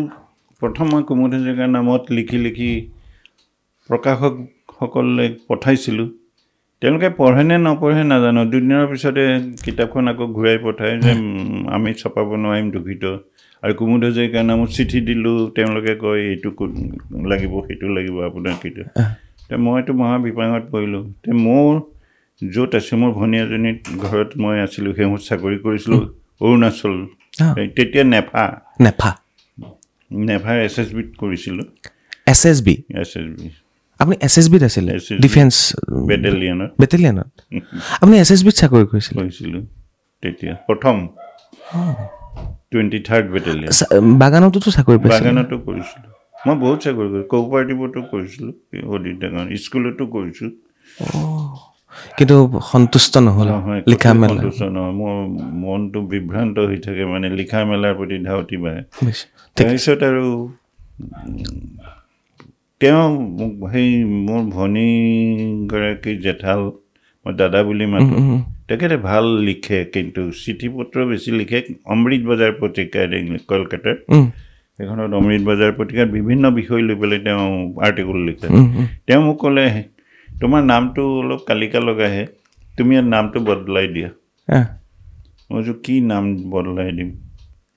মোৰ ধাৰণা নাছিলে তেতিয়া এনেকৈ বদলাইও ক'লে কৈছে ৰঞ্জু হাজৰিকা তোমাৰ ৰঞ্জু নামটো ঘৰত মতা নাম এইটো সেইটো নাম লোৱা চাওঁ কি হয় ৰঞ্জু নাম দি পেলাই মই 2-এজনলৈ পঠালোঁ পাব্লিচাৰ আহি মোৰ ঘৰ ওলালহি মানে কাৰণটো আপোনাক মহিলা বুলি ভাবিল চাগে নাজানো আৰু কি বুলি ভাবি আহিছে সেইবিলাক ৰহস্য জীৱনত তাৰপিছত এজনেতো নেদেখাকে গ্ৰন্থপীঠ মই তেওঁৰ ওচৰত চিৰকৃতজ্ঞ নিহাৰেন্দ্ৰ চৌধুৰী অসমৰ সেই সময়ত বিখ্যাত প্ৰকাশক সেইগৰাকীয়ে মোক ক'লে যে আপুনি আহিব নালাগে কিতাপ দুখন যদি পাৰে পঠাই দিয়ক আমি চাম চাই যদি আমাৰ মনোপুত হয় আমি ছপা কৰিম তেওঁ বহুৰূপীখন মই পঠাই দিলোঁ বহুৰূপীখন সেইখন মই প্ৰথম 1964 চনত লিখা বহুৰূপী প্ৰথম নাছিল জানো প্ৰথম উপন্যাস আছিল আপোনাৰ তাৰপিছত পঠাই দিলোঁ এই ক্ষেত্ৰত মই বাসুদেৱ শৰ্মা ইয়াৰ সাহিত্য সভাৰ সম্পাদক তেজপুৰ তেওঁৰ নামো ল'বলৈ তেওঁ লৈ গৈছিলে কিতাপ দুখন দি আহিল দি অহাৰ পিছত তেওঁৰ পৰা চিঠি এখন পালোঁ যে আমি ছপাম আপোনাক কি দিম মইতো তেতিয়া কোনো আইডিয়া নাই যে কি লয় কি নলয় মই ক'লোঁ আপোনালোকে যি দিয়ে সেইটোৱেই মই সন্তুষ্ট কৈছে ঠিক আছে দুটা খণ্ডত কিতাপখন ছপা হ'ব বহুৰূপী দুটা খণ্ডত ওলাইছিলে প্ৰতিখন কিতাপৰ 100 কপিকে আপোনাক দিয়া যাব মই ক'লোঁ আপত্তি নাই ভালেই হ'ব সেই 73 চনত কিতাপখন প্ৰথম ছপা হৈ ওলাল আৰু যোৱা বছৰ 2023ত সেই 50 বছৰ অতিক্ৰান্ত কৰিলে মোৰ লিখনি প্ৰথমখন উপন্যাসে 50 বছৰ ভাল দিন আহি আছে মানে ভাল দিনটো আগৰ পৰা আছে মানে সেয়া আপুনি কওক ভাল দিন বুলি নকওঁ তাৰপিছতে মই আৰু পিছলৈ ঘূৰি চাব লগা হোৱা নহ'লে এখনৰ মই বাগানত সেই সময়ত মই বালিপাৰা চাহ বাগিচাত চাকৰি কৰিছিলোঁ এই বহুৰূপীখন যেতিয়া ওলাই বালিপাৰা মানে আদাবাৰী চাহ বাগিচাৰ শাখা চাহ বাগিচা মোৰ তাত মামাই চাকৰি কৰিছিল হাঁহ চৰা বাগানত আৰু এতিয়া এইখনত মোৰ মাহীৰ ছোৱালী কৰে আচ্ছা মোৰ পৰিয়ালৰ বহুতখিনি বাগানতে কাম কৰে নেকি বাগানৰ প্ৰতি মোহ আছিল কাৰণ মই জন্ম বাগানতে ডাঙৰ হৈছোঁ বাগানতে যদিও মই কলিয়াবৰত জীৱনৰ এটা বিশেষ অংশ কলিয়াবৰত পাৰ হৈ গ'ল কলিয়াবৰীয়া ৰাইজে এতিয়াও ভাবে ৰঞ্জু হাজৰিকা আমাৰ সন্তান তেজপুৰীয়াই ভাবে আমাৰ সন্তান বিশ্বনাথ চাৰিআলিয়ে ভাবে আমাৰ সন্তান আপুনি অসমৰ সন্তান আপুনি সকলোৰে সন্তান সেইকাৰণে গৌৰৱ কৰে সকলোৱে তাৰপিছতে এনেকুৱা চিঠিও আহিছিল বোলে তাৰপিছততো ৰঞ্জু হাজৰিকাৰ নামটো দেখাৰ পিছত বহুতে বহুত ধৰণৰ চিঠি লিখিবলৈ আৰম্ভ কৰিলে বহুতে মাহী পেহী খুৰী তাতকৈ ডাঙৰ কথা প্ৰেমৰ চিঠি আহিল কি কয় বিভিন্নজনৰ পৰা তেতিয়া বিয়া বাৰু পতা নাছিলে নাই বিয়া বাৰু পতা নাই বিভিন্নজনৰ পৰা ময়ো সেই প্ৰেমৰেই উত্তৰ দিওঁ আপুনি উত্তৰ দিছিলোঁ ছোৱালী হয় নে ল'ৰা হয় ছোৱালী বুলি তাৰপিছত এজনেতো মদন এতিয়া নামটো কৈছোঁ আৰু মদন শইকীয়া দীক্ষু বুলি শিৱসাগৰ এডোখৰ ঠাই আছে বোলা দীক্ষু মোৰ মনত আছে তেওঁ ৰঙা চিয়াহীৰে চিঠি লিখি মোক কৈছিলে হৃদয়ৰ তেজেৰে লিখি দিছোঁ তোমালৈ ডাইলগবোৰ এতিয়াও মনত এজনে আকৌ মোলৈ শাৰী এখন পঠাই দিছিল কি কয় পাৰ্চেলত শাৰী এখন পঠাইছিল ক'ৰ পৰা পঠাইছিল লিখি দিছিলে নে নাই পঠাইছে এইটো শিৱসাগৰৰে বেছিভাগ তাৰপিছত এইফালৰ মঙলদৈৰ ফালৰ এজনে মোক বিয়া কৰাবলৈ প্ৰস্তাৱ দিলে তাৰপিছত যদি হয় আপোনাক কোনো ধৰণৰ ফটো টটোত সেই সময়ত মোবাইলৰ ব্যৱহাৰেই নাছিলে এখন চিঠি আহোঁতে এসপ্তাহ ময়ো আপত্তি নাই বুলি ক'লোঁ তাৰপিছত বোলে যাম এনেকৈ এদিন তো দলবল লৈ আহিল মইতো বাগানৰ তেতিয়া চপাই চাহ বাগিছে গৈ পলালোঁ মই কি কয় তাৰপিছত এজন বন্ধু আছিলে মোৰ ভৱানন্দ পাঠক বুলি তেওঁক গৈ ক'লোঁ বোলে মোক বছৰ এনেকৈ মানুহ আহিছে মোক চাবলৈ তাৰপিছত তেওঁলোকে ভৱানন্দই মোক গালি পাৰিলে কি দৰকাৰ বাটৰ কচু গাত মাৰিলে বোলে এনেকুৱা ধৰণৰ কথা ক'লে শেষত আহি পেলাই তেওঁ বহুত ক'লে যে ছোৱালীৰ নাম দেখিলেই যে এনেকুৱা ধৰণৰ চিঠি বা বিয়া কৰাবলৈ প্ৰস্তাৱ আপুনি ছোৱালী দেখিছেনে নাই বহুত কিবা কিবি ক'লে আৰু তেওঁলোকে লাজে অপমানে ঘূৰি গ'ল সেই দিনাৰ পৰা মই তেনেকৈ আৰু চিঠি আদান প্ৰদান নকৰোঁ সঁচাকৈ মানে প্ৰত্যেকটো কথাতেই ৰহস্য আছে মানে আৰু সেইকাৰণে গোটেই মই আজি যে অনুষ্ঠানটো কৰি গৈ আছোঁ এয়া ৰঞ্জু হাজৰিকা দেৱৰ ৰহস্যৰ কাহিনী মই ৰহস্যৰ কথা সুধিছোঁ আৰু তেখেতে মোক বাৰে বাৰে কৈ গৈ আছে সেই খুব ধুনীয়া ধুনীয়া লগা কথাবোৰ আৰু এনেকুৱা লাগিছে যেন মই তেওঁৰ এখন কিতাপ পঢ়ি আছোঁ এই মুহূৰ্তত বহি লৈ যেতিয়া আপোনাৰ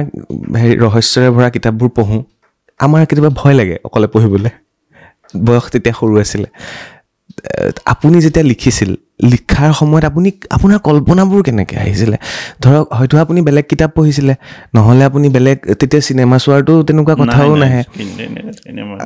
মই এইবিলাক বহুতে কয় যে মই বহুত আগতে লিখা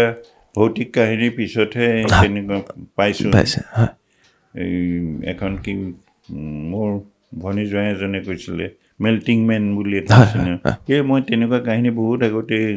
লিখিছিলোঁ এইবাৰ আহিলোঁ অকণমান বিস্ময় আৰু যদি ৰঞ্জু হাজৰিকা মিলি যায় তেতিয়াহ'লে বিস্ফোৰণ ঘটে বুলি কয় সঁচা কথা এইটো বিস্ময় প্ৰায় তেতিয়া লাখ কপি বিক্ৰী হয় বিস্ময়খন আমি প্ৰায় পিছফালৰ পৰা পঢ়িছিলোঁ বিস্ময় তথাপি বিস্ময় কাহিনীটো কওক না অকণমান বিস্ময়লৈ যদিও বিস্ময় মই এতিয়া কৈছোঁ আৰু দাবী কৰে যে আমি ৰঞ্জু হাজৰিকাক জন্ম দিছোঁ কিন্তু মই সেইটো একেষাৰে নস্যাৎ কৰিছোঁ কিয়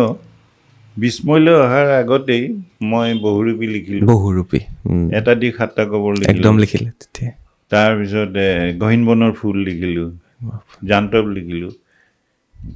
উপন্যাস প্ৰথম লিখিছোঁ মই গল্প আদি হেৰিলে মই পিছতে আহিছোঁ হয় হয় আমি একাপ খুব ধুনীয়াকৈ চাহ খাই ল'লোঁ কাৰণ মানে এইটো এটা যেতিয়া হাজৰিকা ডাঙৰীয়া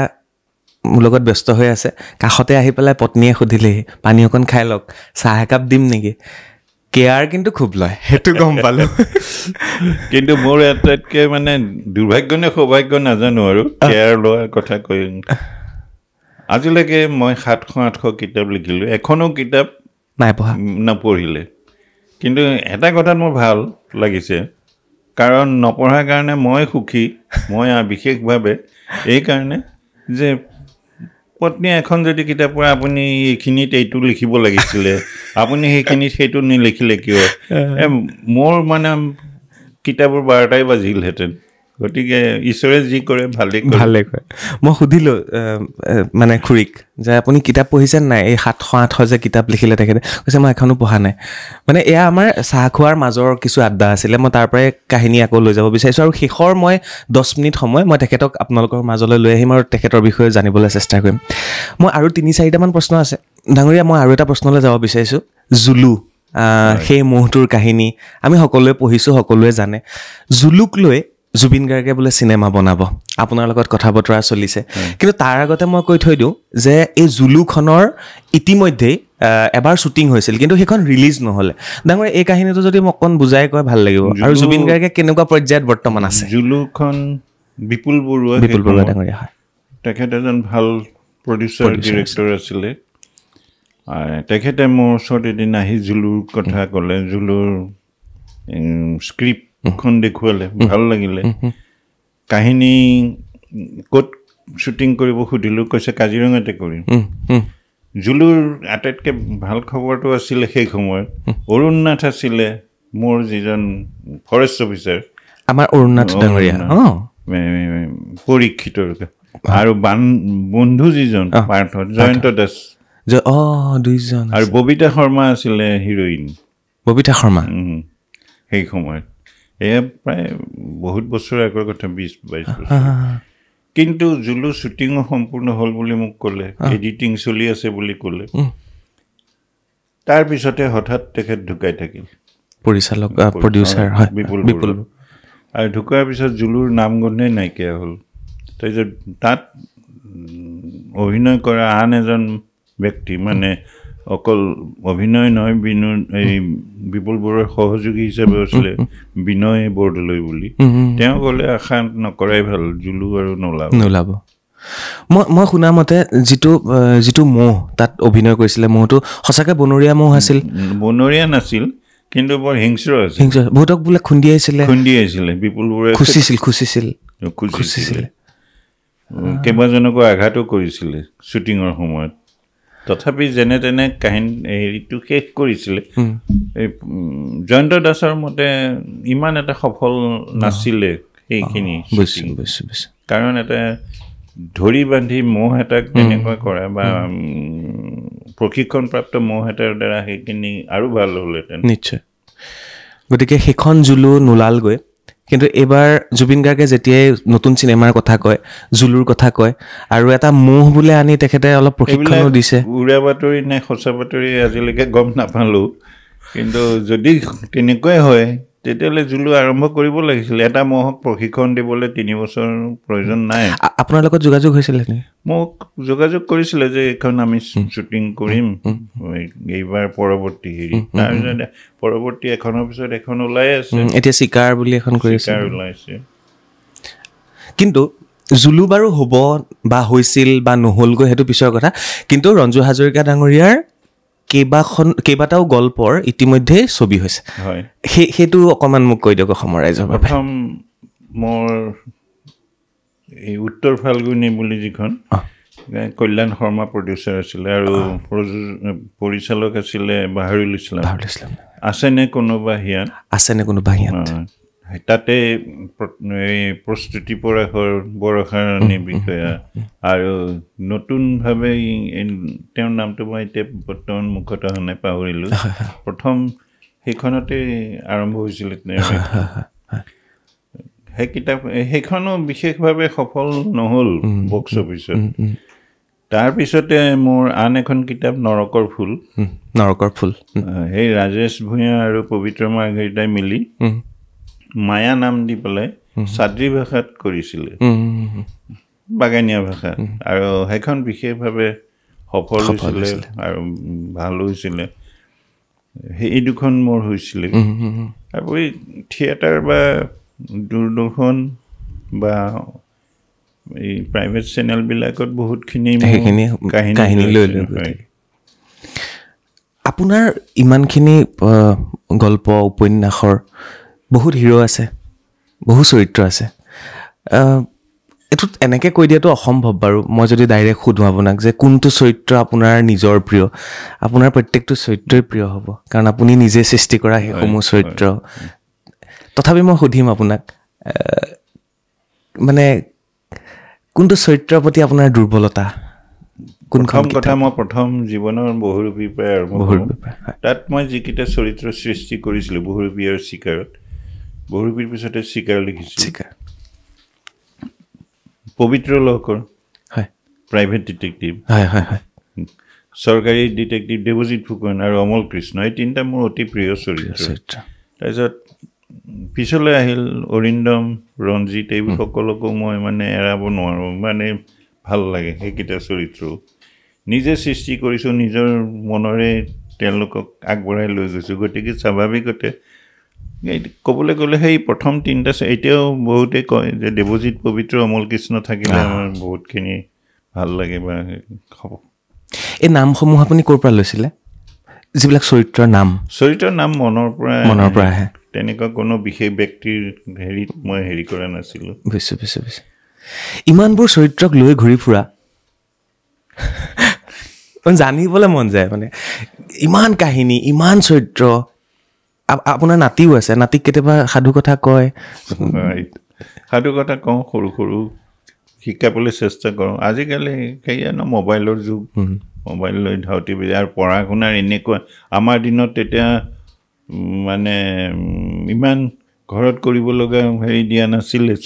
মানে স্কুলৰ পৰা কিন্তু এতিয়া প্ৰতিখন হেৰিতে আৰু সেয়া কৰা মানে গোটেই ৰাতিটো পাৰ হৈ যায় পঢ়া আনকি খেলিবলৈও সময় নাপায় ল'ৰা ছোৱালী হোমৱৰ্ক সঁচাকৈ আপুনি পঢ়া শুনাত কেনেকুৱা আছিলে পঢ়া শুনাত খুব এটা ভাল নাছিলোঁ বা ভাল আছিলোঁ বুলি নকওঁ এই প্ৰথম আৰু দ্বিতীয় স্থান লৈ মই আগবাঢ়ি গৈছিলে হেৰি কৰিছোঁ আপুনি মেট্ৰিক ক'ৰ পৰা দিছিলে মই মেট্ৰিক দিছিলোঁ কলিয়াবৰ হাইস্কুলৰ পৰা আৰু কেতিয়াও এনেকুৱা ঘৰত কোৱা নাছিল নে যে তই ইঞ্জিনিয়াৰ হ'ব লাগিব তই ডাক্তৰ হ'ব কৈছিল নানা ঘাট প্ৰতিঘাতৰ মাজেৰে মই ডাক্তৰ কাৰণ প্ৰথম তেতিয়া প্ৰি ইউনিভাৰ্চিটি মই ছায়েন্স লৈ এৰি দিব লগা হ'ল অসুখৰ কাৰণে জণ্ডিছ হৈছিলে সাংঘাতিকভাৱে জণ্ডিছ ভাল হোৱাৰ পিছত আৰু মই পিছত আৰ্টছেই পঢ়িব লগা হ'ল আপোনাৰ ইউটিউব চেনেল মই এইটো কথাও মই জানিব মন যায় কিতাপৰ মানুহ কিতাপ লিখিছে আপুনি সদায় কিতাপৰ মাজত সোমাই আছে কিতাপৰ চৰিত্ৰ বৰ্তমান ডিজিটেল যুগত আপোনাৰো এটা ইউটিউব চেনেল আপুনি কাৰোবাক চলাব দিছে বা চলি আছে নাম ৰাখিছে ডাষ্টবিন মই এইটো কথাই সুধিব বিচাৰিছোঁ এই যুগৰ যিটো পৰিৱৰ্তন কিতাপৰ পৰা ডিজিটেল যুগলৈ বা আপোনাৰ কাগজখনৰ পৰা এতিয়া লেপটপৰ কীবৰ্ডলৈ ইয়াৰ বিষয়ে অকণমান জানিম মোৰ যিটো ইউটিউব চেনেল মোৰ ল'ৰা বা আৰু কেইগৰাকীমান ব্যক্তি আছে সেই ব্যক্তিসকলৰ নামকেইটা কওঁ নেকি নিশ্চয় মই লিখি আনিছোঁ তেওঁলোকৰ নামবিলাক এবাৰ পঢ়ি শুনাই দিওঁ মৃন্ময় বৰা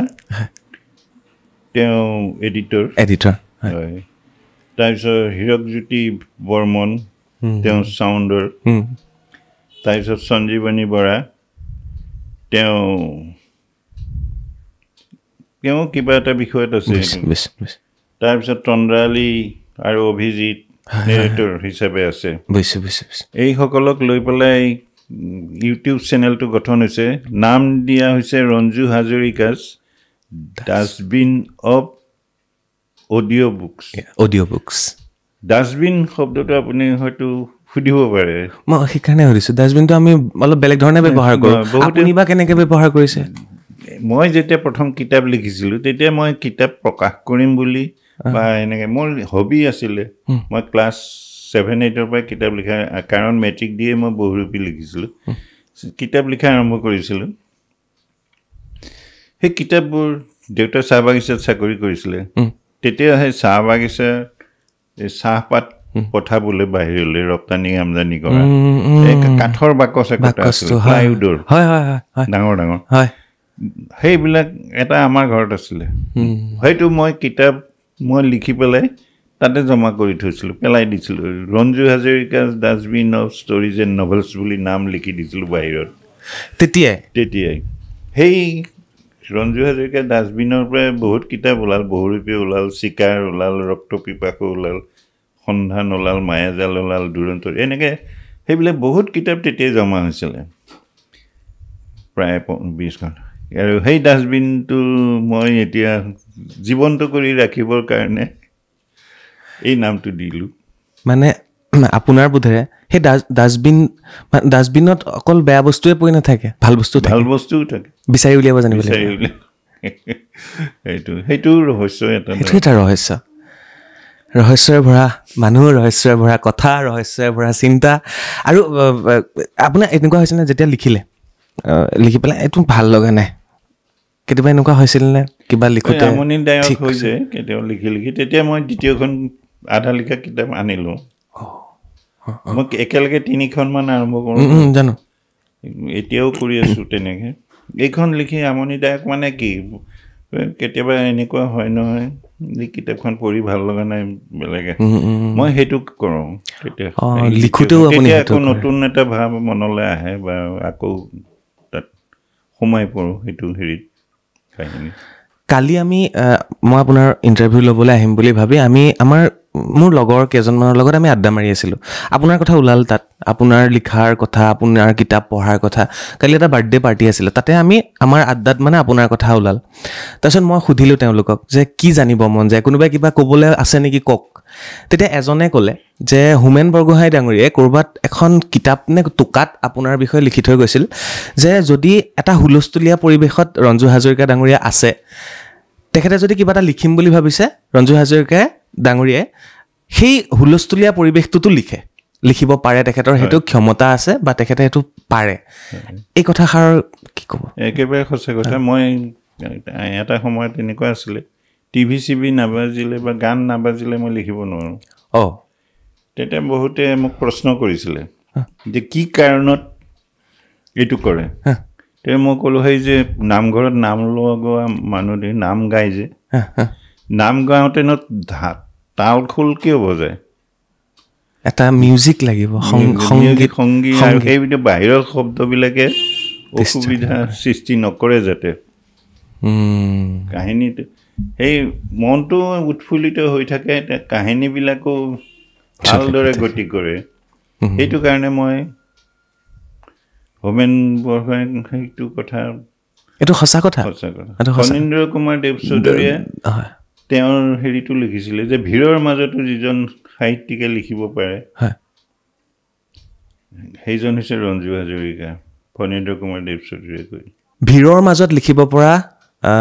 সাহিত্যিকগৰাকীয়ে লেখকগৰাকীয়ে হৈছে ৰঞ্জু হাজৰিকা বহুতে কৈ থৈ গৈছে এই কাহিনী আৰু তেখেতৰ মুখেৰেও মই জানিবলৈ বিচাৰিলোঁ তেওঁ এই শব্দবোৰ টিভিটো লাগি থকা গান এটা বাজি থকা এইবিলাক লিখাৰ এটা মানে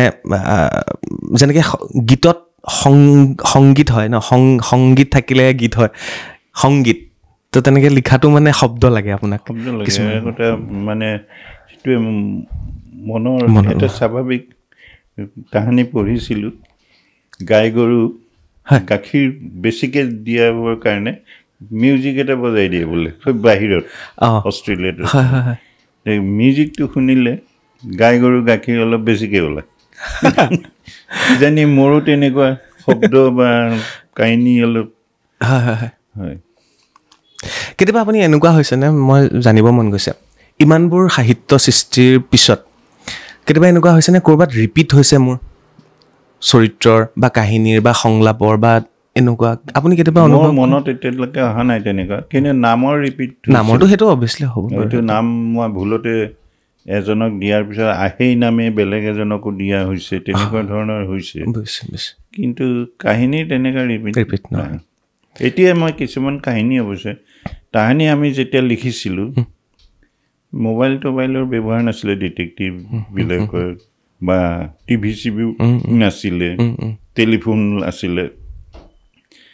মই এতিয়া নতুনকৈ যেতিয়া সংবৰ্ধন বা সংস্কৰণত আহিছোঁ সেই কিতাপ সেইবিলাক ভৰাই পেলাই আকৌ নতুনভাৱে আগবঢ়াইছোঁ কাহিনীটো একেটা কাহিনী নামটো একেই ৰাখিছোঁ আৰু এটা প্ৰশ্ন জানিবলৈ মন যায় আপুনি মানুহগৰাকী কেনেকুৱা আপোনাক আমি বিভিন্ন চৰিত্ৰ আপোনাৰ যদি কিতাপ পঢ়োঁ তেতিয়া আমি আপোনাক বুজি নাপাম কাৰণ আপোনাৰ ইখনৰ লগত সিখন ইটো কাহিনীৰ লগত সিটো কাহিনী এতিয়ালৈকে যিমানখিনি হয় কেতিয়াও আমি বুজি নাপাম আজি মই প্ৰথম আপোনাক লগ পালোঁ ইয়াৰ পূৰ্বে মই গুৱাহাটী প্ৰেছ ক্লাবত লগ পাইছিলোঁ মাত বোল কৰা নাছিলোঁ আজি প্ৰথম আহিছোঁ এনেকৈ আপোনাৰ লগত কথা পাতিছোঁ মই এতিয়া বুজিছোঁ আপুনি কেনেকুৱা মানুহজন অকণমান খঙাল আকৌ কৈ থৈছোঁ দেই বৰ বেছি মানে অশান্তি কৰিলে ভাল নাপায় প্ৰথম কথা মৰমীয়াল আৰু কেইটামান কথা আছে সেইটা নকওঁ আপোনালোকে নিজে আহিলে গম পাব অকণমান কিন্তু খঙাল হয় মানুহজন কথাটো হ'ল আপুনি কেনেকুৱা আপুনি নিজে কেনেকৈ ভাবে যে মই এইটো বস্তুত মোৰ খং উঠে এইটো বস্তু মোৰ ভাল লাগে মই যিটো বেয়া পাওঁ বেয়াটো মই অনাহকত পোৱা নহয় কোনো সেই বস্তুটো আনে কৰা দেখিলে মোৰ স্বাভাৱিকতে বেয়া লাগে অযথা সময় নষ্ট কৰিলে খং মই অতিপাত বেয়া পাওঁ মই কাৰোবাক যদি কওঁ যে 10টা বজাত আহিব তেওঁ 10টা বজাত নাহিলে মই সোধোঁ কি কাৰণত দেৰি হ'ল তেতিয়া কয় গুৱাহাটীত ট্ৰেফিক জাম আমুক আপুনিতো জানেই যে গুৱাহাটীত ট্ৰেফিক জাম হয় আৰু 10 মিনিট আগত আহিলে কিয় মই কথা পাতি কাৰণ সেই 10 মিনিটৰ আগতে মই ওলাই কৰি মোৰ লেখাৰ পৰা বিৰত ৰখা হৈছে ন মই বহুত অশান্তি পাওঁ আৰু মই নিজৰ যদি কাৰোবাক টাইম দিওঁ আপোনাৰ তাত 11টাত যাম মই একদম সঠিক 11টাত গৈ তাত উপস্থিত হ'ম বা 12 বজাত গৈ তাত উপস্থিত মই টাইমটো খুব মেইনটেইন কৰোঁ আৰু সময়ানুৱৰ্তিতা আমাক শিকাইছিলে শিক্ষকে নিয়মানুৱৰ্তিতা এইবোৰ যদি নাথাকে জীৱনত সফল হোৱাটো বহুত কঠিন নিশ্চয় আজি মই এটা উদাহৰণ দিওঁ মই অটো এখন লৈ ওলাই গ'লোঁ অটোটো কওঁ 9:45 আহিবা সিহঁতে মোক জানে দেই অটোৱালাকেইটা গুৱাহাটীৰ যিকেইটাক চিনাকি সিহঁতে 9:45 আহে কেতিয়াবা যদি 10টাত আহে ওলাই যাওঁতে ৰেল গেট বন্ধ দেখোঁ মই তেতিয়া কওঁ চোৱা তুমি 15 মিনিট দেৰি কৰিলা নহয় এইবিলাক আধা ঘণ্টা দেৰি হ'ব এতিয়া সেইবিলাক কথা ভাবিবা ঠিক ঠিক আপুনি এনেকুৱা পাঠক লগ পাইছেনে যি পাঠকে আপোনাক আমনি কৰিছে কেতিয়াবা আৰু এনেকুৱা পাঠক আপুনি লগ পাইছেনে যি পাঠকজনক আপুনি সদায় মনত থাকিব এনেকুৱা দুটা আছে বহুত আছে এতিয়া এনেকুৱা পাঠকক লগ পাইছোঁ নানা ধৰণৰ প্ৰশ্নৰে মোক ব্যতিব্যস্ত কৰে এইটো কেনেকৈ হ'ল এইটো কিয় হ'ল বেয়া নালাগে এই উত্তৰ দি মোৰ অতিষ্ঠ হৈ যায়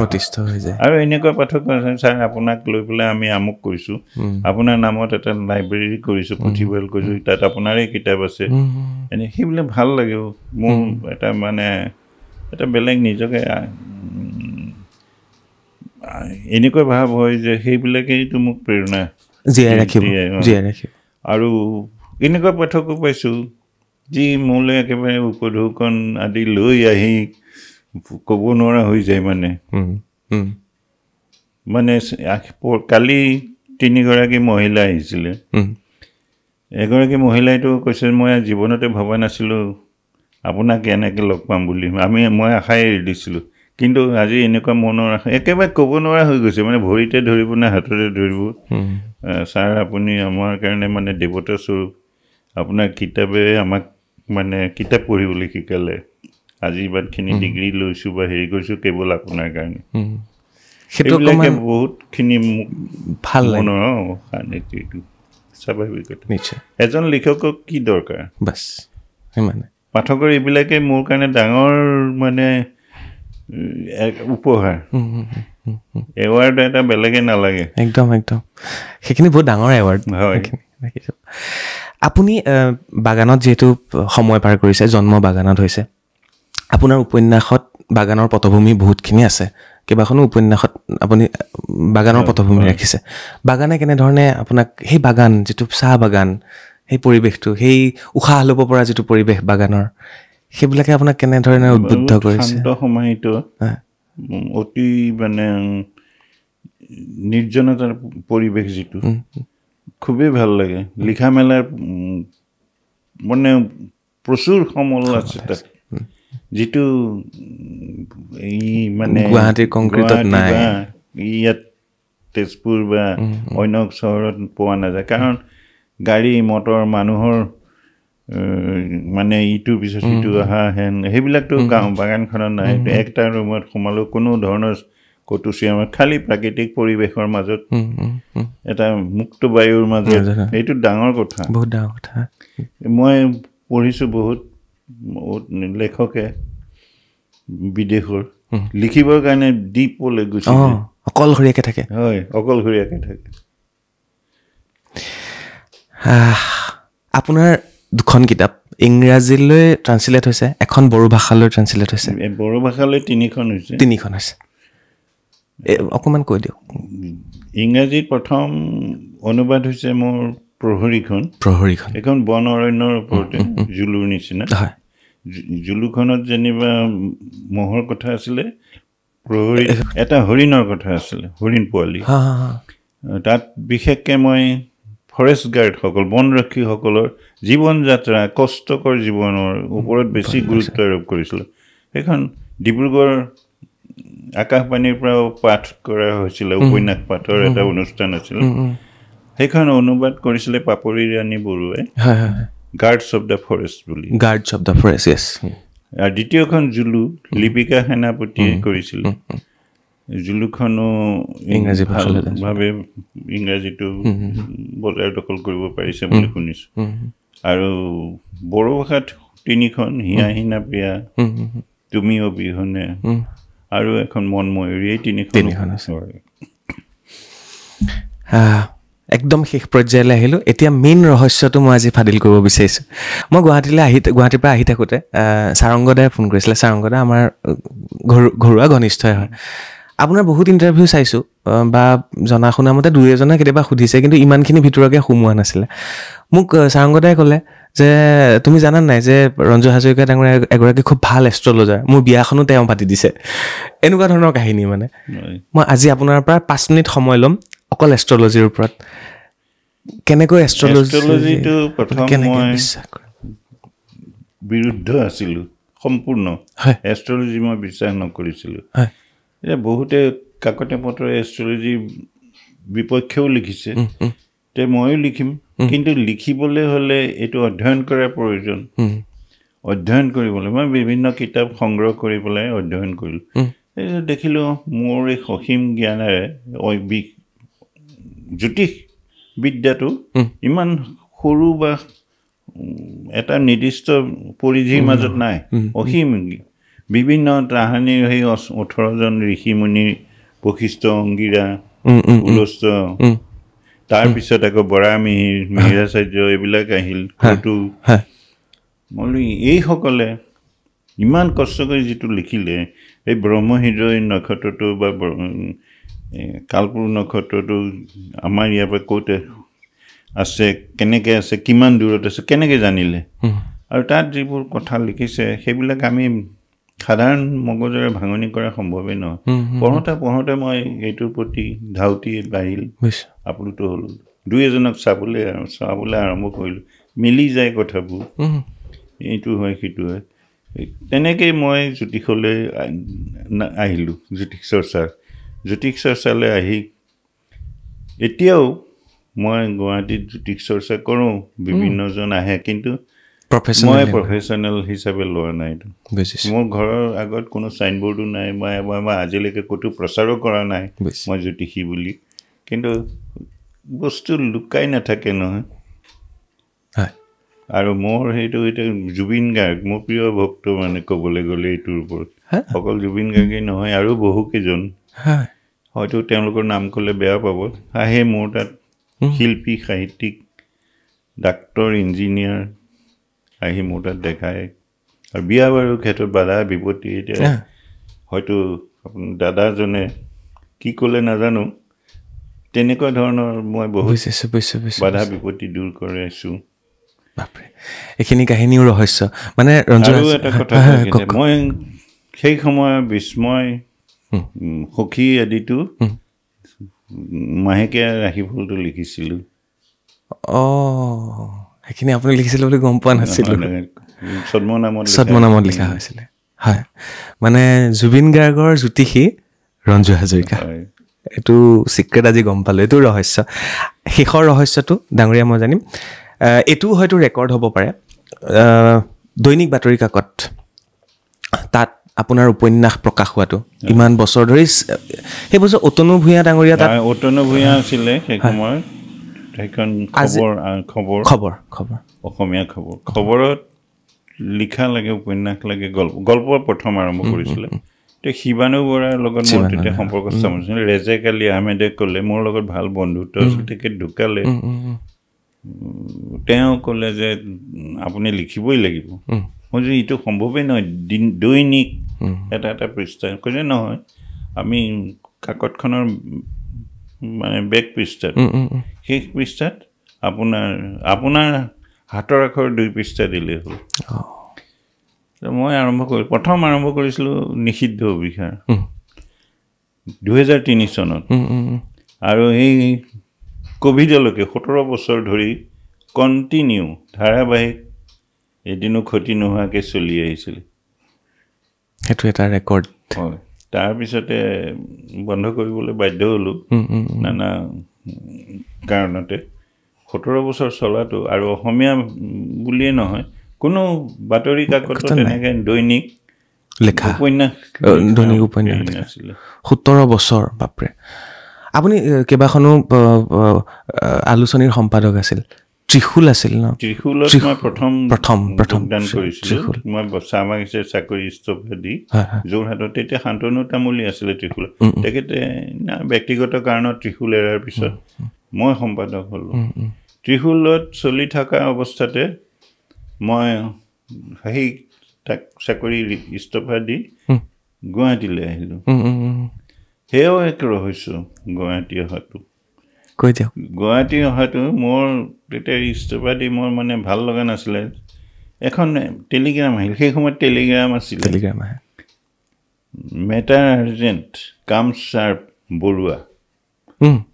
মই এইটো অবাক হ'লোঁ এইখন কি টেলিগ্ৰাম কোন বৰুৱা মই গুৱাহাটীৰ বিষয়ে সিমান আওভাও নাছিলে মই কালি ইণ্টাৰভিউ লোৱাজন নহয়তো 1984 চনৰ কথা 84 তাৰপিছত মই গুৱাহাটী আহিলোঁ প্ৰথম বিস্ময় অফিচত গ'লোঁ শশীদা কাকৰ পৰা চিনি পাওঁ তাৰপিছত মোক ক'লোঁ তাতো এজন বৰুৱা আছিলে সেই সময়ত অংশীদাৰ হিচাপে বিস্ময়ৰ মোহিনী বৰুৱা তেতিয়া মোহিনী বৰুৱাই চাই কৈছে মই এখন দিয়া নাই তুমি ভাৰত প্ৰেছত প্ৰবীৰ বৰুৱা আছে প্ৰবীৰ বৰুৱাৰ লগতো মোৰ এটা কি আলোচনী এখন উলিয়াইছিলে ভূমিকা বুলি তালৈ গ'লোঁ প্ৰবীৰে কৈছে মই এনেকৈ কিয় মাতিম সেইটো মই নহয় তাৰপিছত আৰু জয়ন্ত বৰুৱাৰ পৰা আদি কৰি বিভিন্নজন বৰুৱাৰ সন্ধান ল'লোঁ কোনো পঠোৱা নাই বুলি ক'লোঁ মই বিপাঙত পৰিলোঁ তাৰপিছত আকৌ গুচি আহিলোঁ বৰুৱাক নাপালে বিচাৰি সেইবাৰ বৰুৱাক নাপালে ইপিনে বিয়া কৰোৱা মোৰ মাত্ৰ এমাহ হৈছে তাৰপিছত ইপিনে চাকৰিটো যদি এৰি দিওঁ সেই এটা কথা এৰি দিয়াৰ নিচিনাই হৈছে আৰু এই ত্ৰিশূল ছেকেণ্ড টাইম আকৌ গ'লোঁ 3 মাহ মানৰ পিছত আৰু এখন টেলিগ্ৰাম আহিলোঁ এটা যেন কামচাপ বৰুৱা আকৌ গৈ সেই দিগদাৰ কৰিলোঁ সেইবাৰু তাৰ এড্ৰেছো দিয়া নাছিলে এড্ৰেছ নাথাকে ন গুৱাহাটী বুলি থাকে তাকেতো এই টেলিগ্ৰামত ইমান কোন বৰুৱা কি কথা তাৰপিছত থাৰ্ড টাইম যেতিয়া গ'লোঁ তেওঁ শশীদাই কৈছে ইমান বৰুৱাৰ মাজত তুমি কি বিচাৰি ফুৰিবা এইটো কাৰোবাৰ বদমাচিও হ'ব পাৰে তুমি আমাৰ ইয়াতে জইন কৰা সহকাৰী সম্পাদক হিচাপে বিস্ময় মই বোলো হ'ব ইমান দৰমহা দিম বোলো ঠিক আছে কেতিয়া আহিবা মই সেই তেতিয়া নৱেম্বৰ মাহ মই কৈছোঁ ডিচেম্বৰত আহিম ডিচেম্বৰ 8-10 তাৰিখ মানে আহিম কৈছে 10 তাৰিখে আহিবা একো নাই মই ডিচেম্বৰৰ 10 তাৰিখে গ'লোঁ বাছ ষ্টেচনত নামিলোঁ নামি পেলাই ইফালে চালোঁ চাই পেলাই 3জন মানুহ মোৰ ফালে আগুৱাই আহিলে আপুনি ৰঞ্জু হাজৰিকা হয় আহক তাৰপিছত মোৰ লগত 2জন অটত উঠি পেলাই মই ঘৰ এটা আগতে ঠিক কৰি মোৰ ব্ৰাদাৰ ইন ল আছে ক'ত যাব আপুনি মই এনেকুৱা তেনেকুৱা এড্ৰেছ তেওঁলোকে নমাই থৈ গুচি গ'ল তাই মই ভাবিলোঁ বিস্ময়ৰ পৰা আহিছে নেকি পিছদিনা আকৌ আহিল তেওঁলোক 2জন আহি মোক আকৌ উঠালে অটো এখনত উঠাই লৈ গ'ল তাৰপিছত আধা বাটত কৈছে আপোনাক বেয়া নাপাব আমি আপোনাক কিডনেপ কৰিছোঁ বিস্ময়ত জইন কৰিবলৈ নহয় আমি এখন নতুন আলোচনী ওলাইছোঁ আপুনি বিস্ময়ত কিয় সহকাৰী সম্পাদক হ'ব লাগে ত্ৰিশূলৰ নিচিনা আলোচনীৰ সম্পাদক হৈ পেলাই সহকাৰী সম্পাদক আপুনি এখন নিজস্ব আলোচনীৰ সম্পাদক পূৰ্ণ পৰ্যায়ৰ এই ৰহস্য নহয় জানো তাৰপৰা সেইখন আলোচনীত গ'লোঁ সেই নেশ্যনেল প্ৰিণ্টাৰ্ছ আছিলে তাৰ মালিক নিপেন বৰুৱা ৰাজীৱ বৰুৱা এনেকুৱা বোলে সেয়াও বৰুৱাই কিন্তু তেওঁলোকে মোক নাজানেই তাৰপিছত এই যিজনে নিছিলে তেওঁৰ নাম ত্ৰৈলোক্য মোহন নাথ তাৰপিছত এনেকৈ সংকেত আলোচনীখন উলিয়াম অলৰেডি ৰেজিষ্টাৰ্ড আগতে এখন ওলাইছিলে বহুত আগতে 5-10 বছৰ ৰেজিষ্ট্ৰেশ্যনটো আছে যেতিয়া চিন্তা নাই মই ক'লোঁ তেতিয়াহ'লে কথা দৰমহাও আপোনাক ইমানখিনি দিম ঘৰ এটা আপুনি থাকক সেইটো ভাড়াও দিম কোনে আৰু সেই সুবিধাটো এৰি দিয়ে তাৰপিছতে সেইখনত মই সোমাওঁ পূৰ্ণ পৰ্যায়ৰ সম্পাদক হৈ মোৰ লগত সহযোগী সম্পাদক হিচাপে আছিলে প্ৰফুল্ল কুমাৰ দত্ত বিস্ময় জইন কৰা নহ'ল আৰু বিস্ময় জইন কৰা নহ'ল মানে আপোনাক সম্পাদক হিচাপে জইন কৰাবলৈ অপহৰণ কৰিহে নিছে সেয়াও ৰহস্য মই যদি ডাঙৰীয়াৰ লগত বহি থাকোঁ এনেকৈ পাৰ হৈ গৈ থাকিব সময় আৰু আমি ৰহস্যৰ কথাই পাতি গৈ থাকিব লাগিব গোটেই জীৱনটোত মই বেলেগ এটা কথা সুধিম বুলি ভাবিছিলোঁ ঘৰ সংসাৰ এই যি আছে পত্নী ল'ৰা ছোৱালী সেয়াটো ৰহস্য নহয় সেয়াটো ধেমালি কৰিছোঁ বেয়া নাপাব যথেষ্ট আপুনি মোতকৈ জ্যেষ্ঠ ধেমালি কৰিছোঁ আৰু শেষত মই যাৰ লগতেই মই অনুষ্ঠান নকৰোঁ কেলৈ মই 2-3টা শব্দৰ ভিতৰত 2টামান এনচাৰ বিচাৰোঁ উত্তৰ বিচাৰোঁ মই আপোনাকো সুধিব বিচাৰিছোঁ জীৱন বুলি শব্দটো কোৱাৰ লগে লগে কেনেকৈ বৰ্ণনা কৰিব জীৱন আপোনাৰ মতে কি জীৱন মানুহে বিভিন্ন ধৰণে কৰে বৰ্ণনা জীৱন গতিশীল জীৱন জটিল জীৱন এখন নিৰৱধি নদী এটা কথা মোৰ মতে জীৱন সংগ্ৰামী হয়েই সংগ্ৰামময় জীৱন কিন্তু তাক সফল আৰু সুচল কৰিবৰ কাৰণে নিজৰ কৰ্ম প্ৰেৰণা মেইনলি ভাগ্যৰ ওপৰতে নহয় কৰ্মৰ ওপৰত দি পেলাই জীৱন আগবঢ়াই নিয়াটোহে প্ৰকৃত জীৱন কৰ্মৰে জীৱন হয় প্ৰেম প্ৰেম প্ৰেম বুলি কোৱাৰ লগে লগে আপুনি প্ৰেমটো বিভিন্ন ধৰণৰ বিভিন্ন পৰ্যায়ত প্ৰেম আহিছে আৰু গৈছেও প্ৰেমৰ সম্পৰ্কটো হৈছে য'ত অস্থিৰতা নাই সুচাৰুৰূপে চলি যায় কাৰো কোনো হানি বিঘিনি নহয় আৰু যাত উদাৰতা থাকে ত্যাগ থাকে সেয়েহে প্ৰকৃত প্ৰেম অহংকাৰ বস্তুটো মানে তাহানি আমি পঢ়োঁতে পাইছিলোঁ যে মানুহক ধ্বংস কৰে অহংকাৰে মানুহক ধ্বংস কৰে লোভে মানুহক ধ্বংস কৰে ক্ৰোধে অহংকাৰ বস্তুটোত কিহত আমি অহংকাৰ কৰিম আজি যিবোৰ মোৰ পাইছোঁ কাইলৈ মই তেনেকুৱা উদাহৰণ বহুত আছে নাইকিয়া হৈ যাব পাৰে গতিকে আজিৰ অহংকাৰটো কাইলৈ মাটিত মেলি যাব পাৰে সেই অহংকাৰক মূল্য দিয়াটো উচিত নহয় আৰু সকলোৰ লগত মিলি থকা এইটো মই উদাহৰণস্বৰূপে এটা কওঁ মই কোনোবা প্ৰকাশকৰ ওচৰত গ'লে প্ৰমাণ চাব পাৰে প্ৰকাশকজনক মই যেনেকৈ ব্যৱহাৰ কৰোঁ তাত বিক্ৰেতা চেলছমেন যিকেইজন তেওঁলোকৰ লগতো মোৰ সেই একে ব্যৱহাৰ এবাৰ এজন প্ৰকাশকে মোক কৈছিলে যে আপুনি এনেকুৱা কৰাটো উচিত নহয় কেতিয়াবা নিজৰে বিপদ হয় বা নিজৰে সন্মানহানি হয় মই কথাটোত বেয়া পালোঁ যে তেওঁলোকতো মানুহ এদিন মই মিটিং এখনত বহি আছোঁ পিছৰ পৰা এজনে মোৰ পিঠিত ঢকা মাৰি ক'লে কি খবৰ মই ঘূৰি চাই দেখোন চেলছমেন এজন অৱশ্যে কথাটোত সেই সময়ত সেইটো উচিত হোৱা নাছিলে তেওঁৰ কাৰণে তেওঁ বুজা নাছিলে আৰু মোৰ তেতিয়া সেই প্ৰকাশকজনলৈ মনত পৰিলে এতিয়া আপুনি কেনেকুৱা হ'ল এতিয়া মই তেনেকৈ স্বভাৱটো এৰিব নোৱাৰে নিশ্চয় আৰু নাই মোৰ হৈ গ'ল আপোনাৰ কেনেকুৱা লাগিলে মোক এবাৰ কওক বহুতে ভাল লাগে এইখিনিতে এটা কথা কওঁ এইটো মোৰ অহংকাৰ বুলি নাভাবিব প্লিজ গৌৰৱ বুলিও নকওঁ ধ্ৰুৱজ্যোতি ডক্টৰ ধ্ৰুৱজ্যোতি বৰা প্ৰাক্তন সভাপতি তেখেতে লিখিছিলে এঠাইত যে যোৱা ৪টা দশকত অসমত এনেকুৱা এঘৰ মানুহ নাই যাৰ ঘৰত আপোনাৰ কিতাপ নাই মই পঢ়িছোঁ সেইটো কথা আপুনি ইণ্টাৰভিউত বহুত কেইটাত কৈছে সঁচাকৈ অসমত চাগে এনেকুৱা ঘৰ নাই য'ত ৰঞ্জু হাজৰিকাৰ এখন হ'লেও কিতাপ নাই সঁচাকৈ প্ৰতিখন ঘৰত বা পঢ়া টেবুলত ৰঞ্জু হাজৰিকা ডাঙৰীয়াৰ কিতাপ থাকিবই সেইটোতো কম গৌৰৱৰ কথা নতুন প্ৰজন্মক কিবা এষাৰ কওক মই সেইটো বিচাৰিম কাৰণ প্ৰজন্মক মই কওঁ কিতাপ পঢ়িব লাগিব যে ভাষা আৰু সাহিত্য জীয়াই ৰাখিবলৈ হ'লে তেওঁলোকে অলপ ইয়াৰ এই ক্ষেত্ৰত কিছু অৱদান দিবই লাগিব ভাষা সাহিত্য এটা সুস্থভাৱে আগবঢ়াই নিবলৈ আজি আমি সাহিত্য চৰ্চা কৰিছোঁ আৰু এই সাহিত্যবিলাকতো মানে সময়ৰ মানে 2 মাহ 3 মাহৰ আচাৰ নহয় যে এই চিৰস্থায়ী হৈ থাকিব যেনে তেনেধৰণৰ বহুত কিতাপ আজি বীৰেন্দ্ৰ কুমাৰ ভট্টাচাৰ্যৰ পৰা আদি কৰি ডক্টৰ সূৰ্য কুমাৰ ভূঞালৈকে লক্ষ্মীনন্দন বৰাৰ পৰা লক্ষ্মীনাথ বেজবৰুৱালৈকে সেই কিতাপবোৰ আমাৰ এতিয়াও মনত আছে বা থাকি যাব চিৰকাল সেইবিলাক আছে কাৰণে আমাৰ ভাষাটো চহকী হৈ আছে সাহিত্যটো আৰু লগতে এইটো কথা কওঁ প্ৰজন্মটোক ভাষা এটা শিকিবলৈ হ'লে ব্যাকৰণৰ ওপৰত বহুত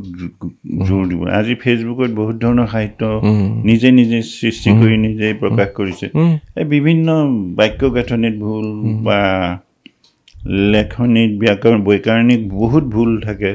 সেইবিলাক যদি তেনেকৈ ওলাই যায় ভাষাটোৰ কাৰণে বিপৰ্যয় আহিব পাৰে ডাঙৰীয়া আপোনাৰ সময়তে মই যদি কওঁ এটা বঙালী ভাষাই এটা গ্ৰাস কৰিছিলে অসমখনত ভাষা আন্দোলনো হৈছিলে মই যদি ক'বলৈ যাওঁ আপুনি আপোনাৰ এই সাহিত্যৰ ভঁৰালে বা এই কিতাপসমূহে এইটোতো এটা আপোনাৰ প্ৰতিবাদেই ক'বলৈ গ'লে যে অসমীয়া ভাষাটো জীয়াই ৰখাৰ ক্ষেত্ৰত যাতে বেলেগ ভাষা আহি নোসোমায় আমাৰ ভাষাটো যাতে লৈ নাযায় এই যে 800খন কিতাপ এইটোতো এক প্ৰকাৰ আপোনাৰ প্ৰতিবাদেই নহয় জানো প্ৰতিবাদেই বুলি কওঁ মই যুঁজ দিছে অন্য ভাষাৰ বা অন্য সাহিত্য যাতে আমাৰ অসমীয়া সাহিত্যটো গ্ৰাস কৰিব নোৱাৰে নিশ্চয় কিন্তু এইটো নকওঁ যে তোমালোকে বেলেগ নপঢ়িবা বা সেই বিভিন্ন ধৰণৰ অনুবাদ সাহিত্যও আমাৰ ভাষা সাহিত্য চহকী কৰে মানে আদান প্ৰদানটো লাগে ভাষাৰ সাহিত্যৰ আৰু সেইবিলাকেও আমাৰ ভাষা সাহিত্য কিন্তু এইটো নহয় যে বাংলা ভাষাৰ বা উৰিয়া ভাষাৰ শব্দ আনি পেলাই আমি ভৰাবা আপুনি যথেষ্ট অনুবাদ সাহিত্য পঢ়ে হয়নে যথেষ্ট পঢ়িছে ডাঙৰ আজিলৈ বিদায় লওঁ মোক খুব বেছি ভাল লাগিলে আমি আকৌ কেতিয়াবা সময় দিব মোক আমি এনেকুৱা ধৰণৰ কথা পাতিম আপোনাৰ ৰহস্যৰ বিষয়ে পাতিম আৰু খুব বেছি ভাল লাগিলে আশীৰ্বাদ কৰিব আৰু ধন্যবাদ বাৰ্তালাপ যেন দীৰ্ঘকালীন হয় বা চিৰস্থায়ী হয় মই এইটো কামনা কৰোঁ আকৌ যাতে মই এনেকৈ ইণ্টাৰভিউ এটা দিবলৈ বহিব পাৰোঁ ধন্যবাদ মই ৰঞ্জু হাজৰিকা দেৱৰ যিটো ইউটিউব চেনেল ডাষ্টবিন বুলি বাকীখিনি মই কোৱা নাই ডাষ্টবিন বুলি ইউটিউব চেনেলটোৰ লিংকটো মই দি দিম আপোনালোকক তাত গৈ পেলাই আপোনালোকে চাব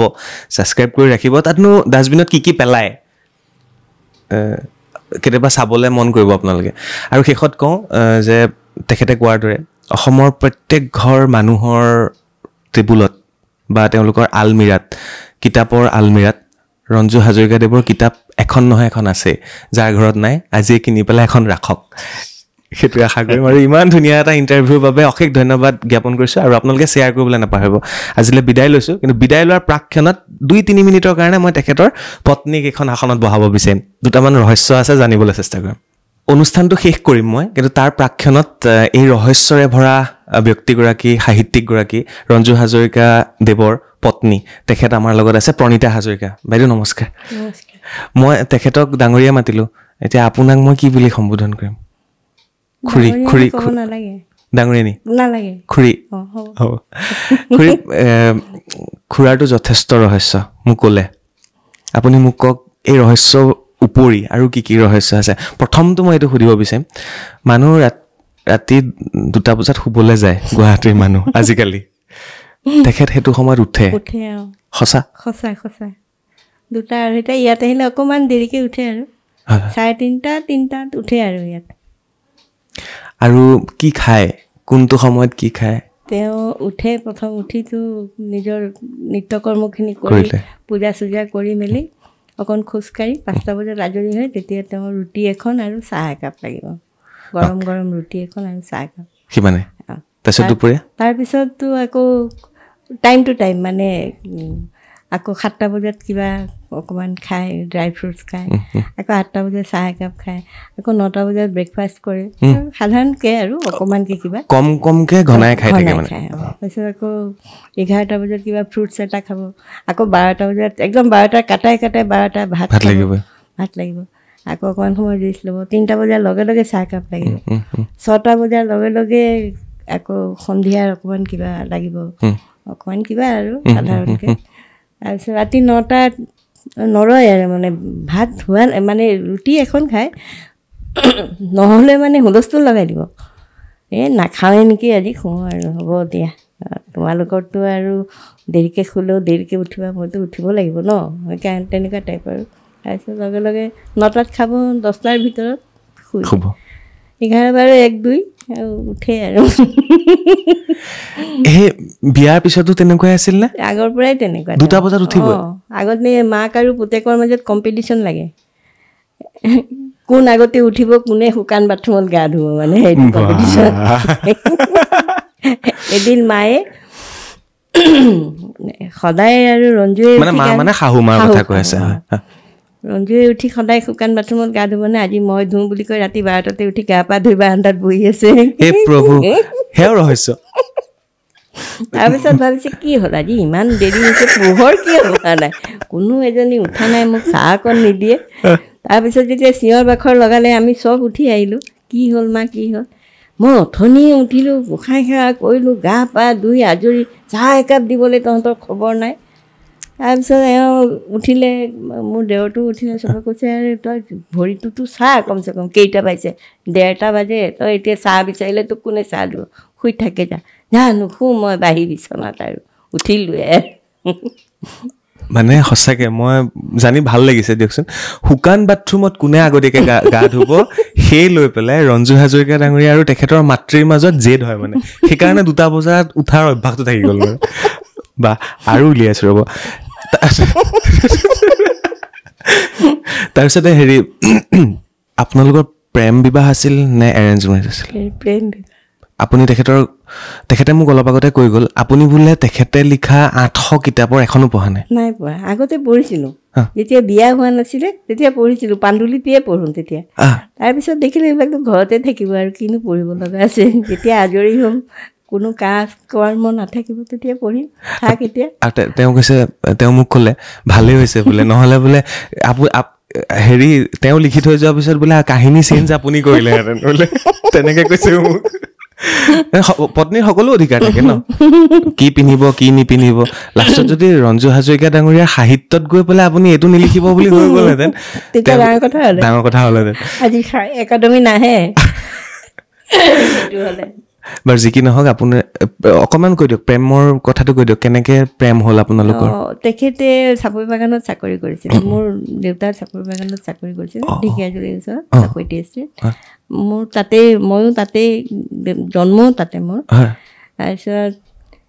শহুৰ দেউতা আহিলে, শহুৰ দেউতাই দেখি মোক ভাল, মানে তেতিয়া মোৰ সৰু বহুত কম বয়স আছিলে। মোৰ দেউতাই ক'লে যে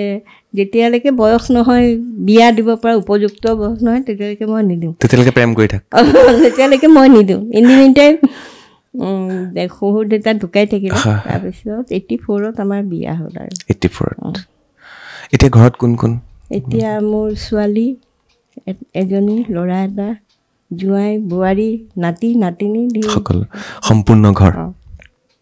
সেয়াই,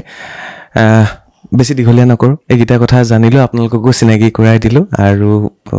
বিদায় লওঁ তেতিয়াহ'লে। কিবা থাকি গ'ল নেকি ক'বলৈ? কওক। বিদায় লৈছোঁ, ধন্যবাদ। ইমানতে শেষ কৰিছোঁ। শ্বেয়াৰ কৰিবলৈ নাপাহৰিব, ধন্যবাদ।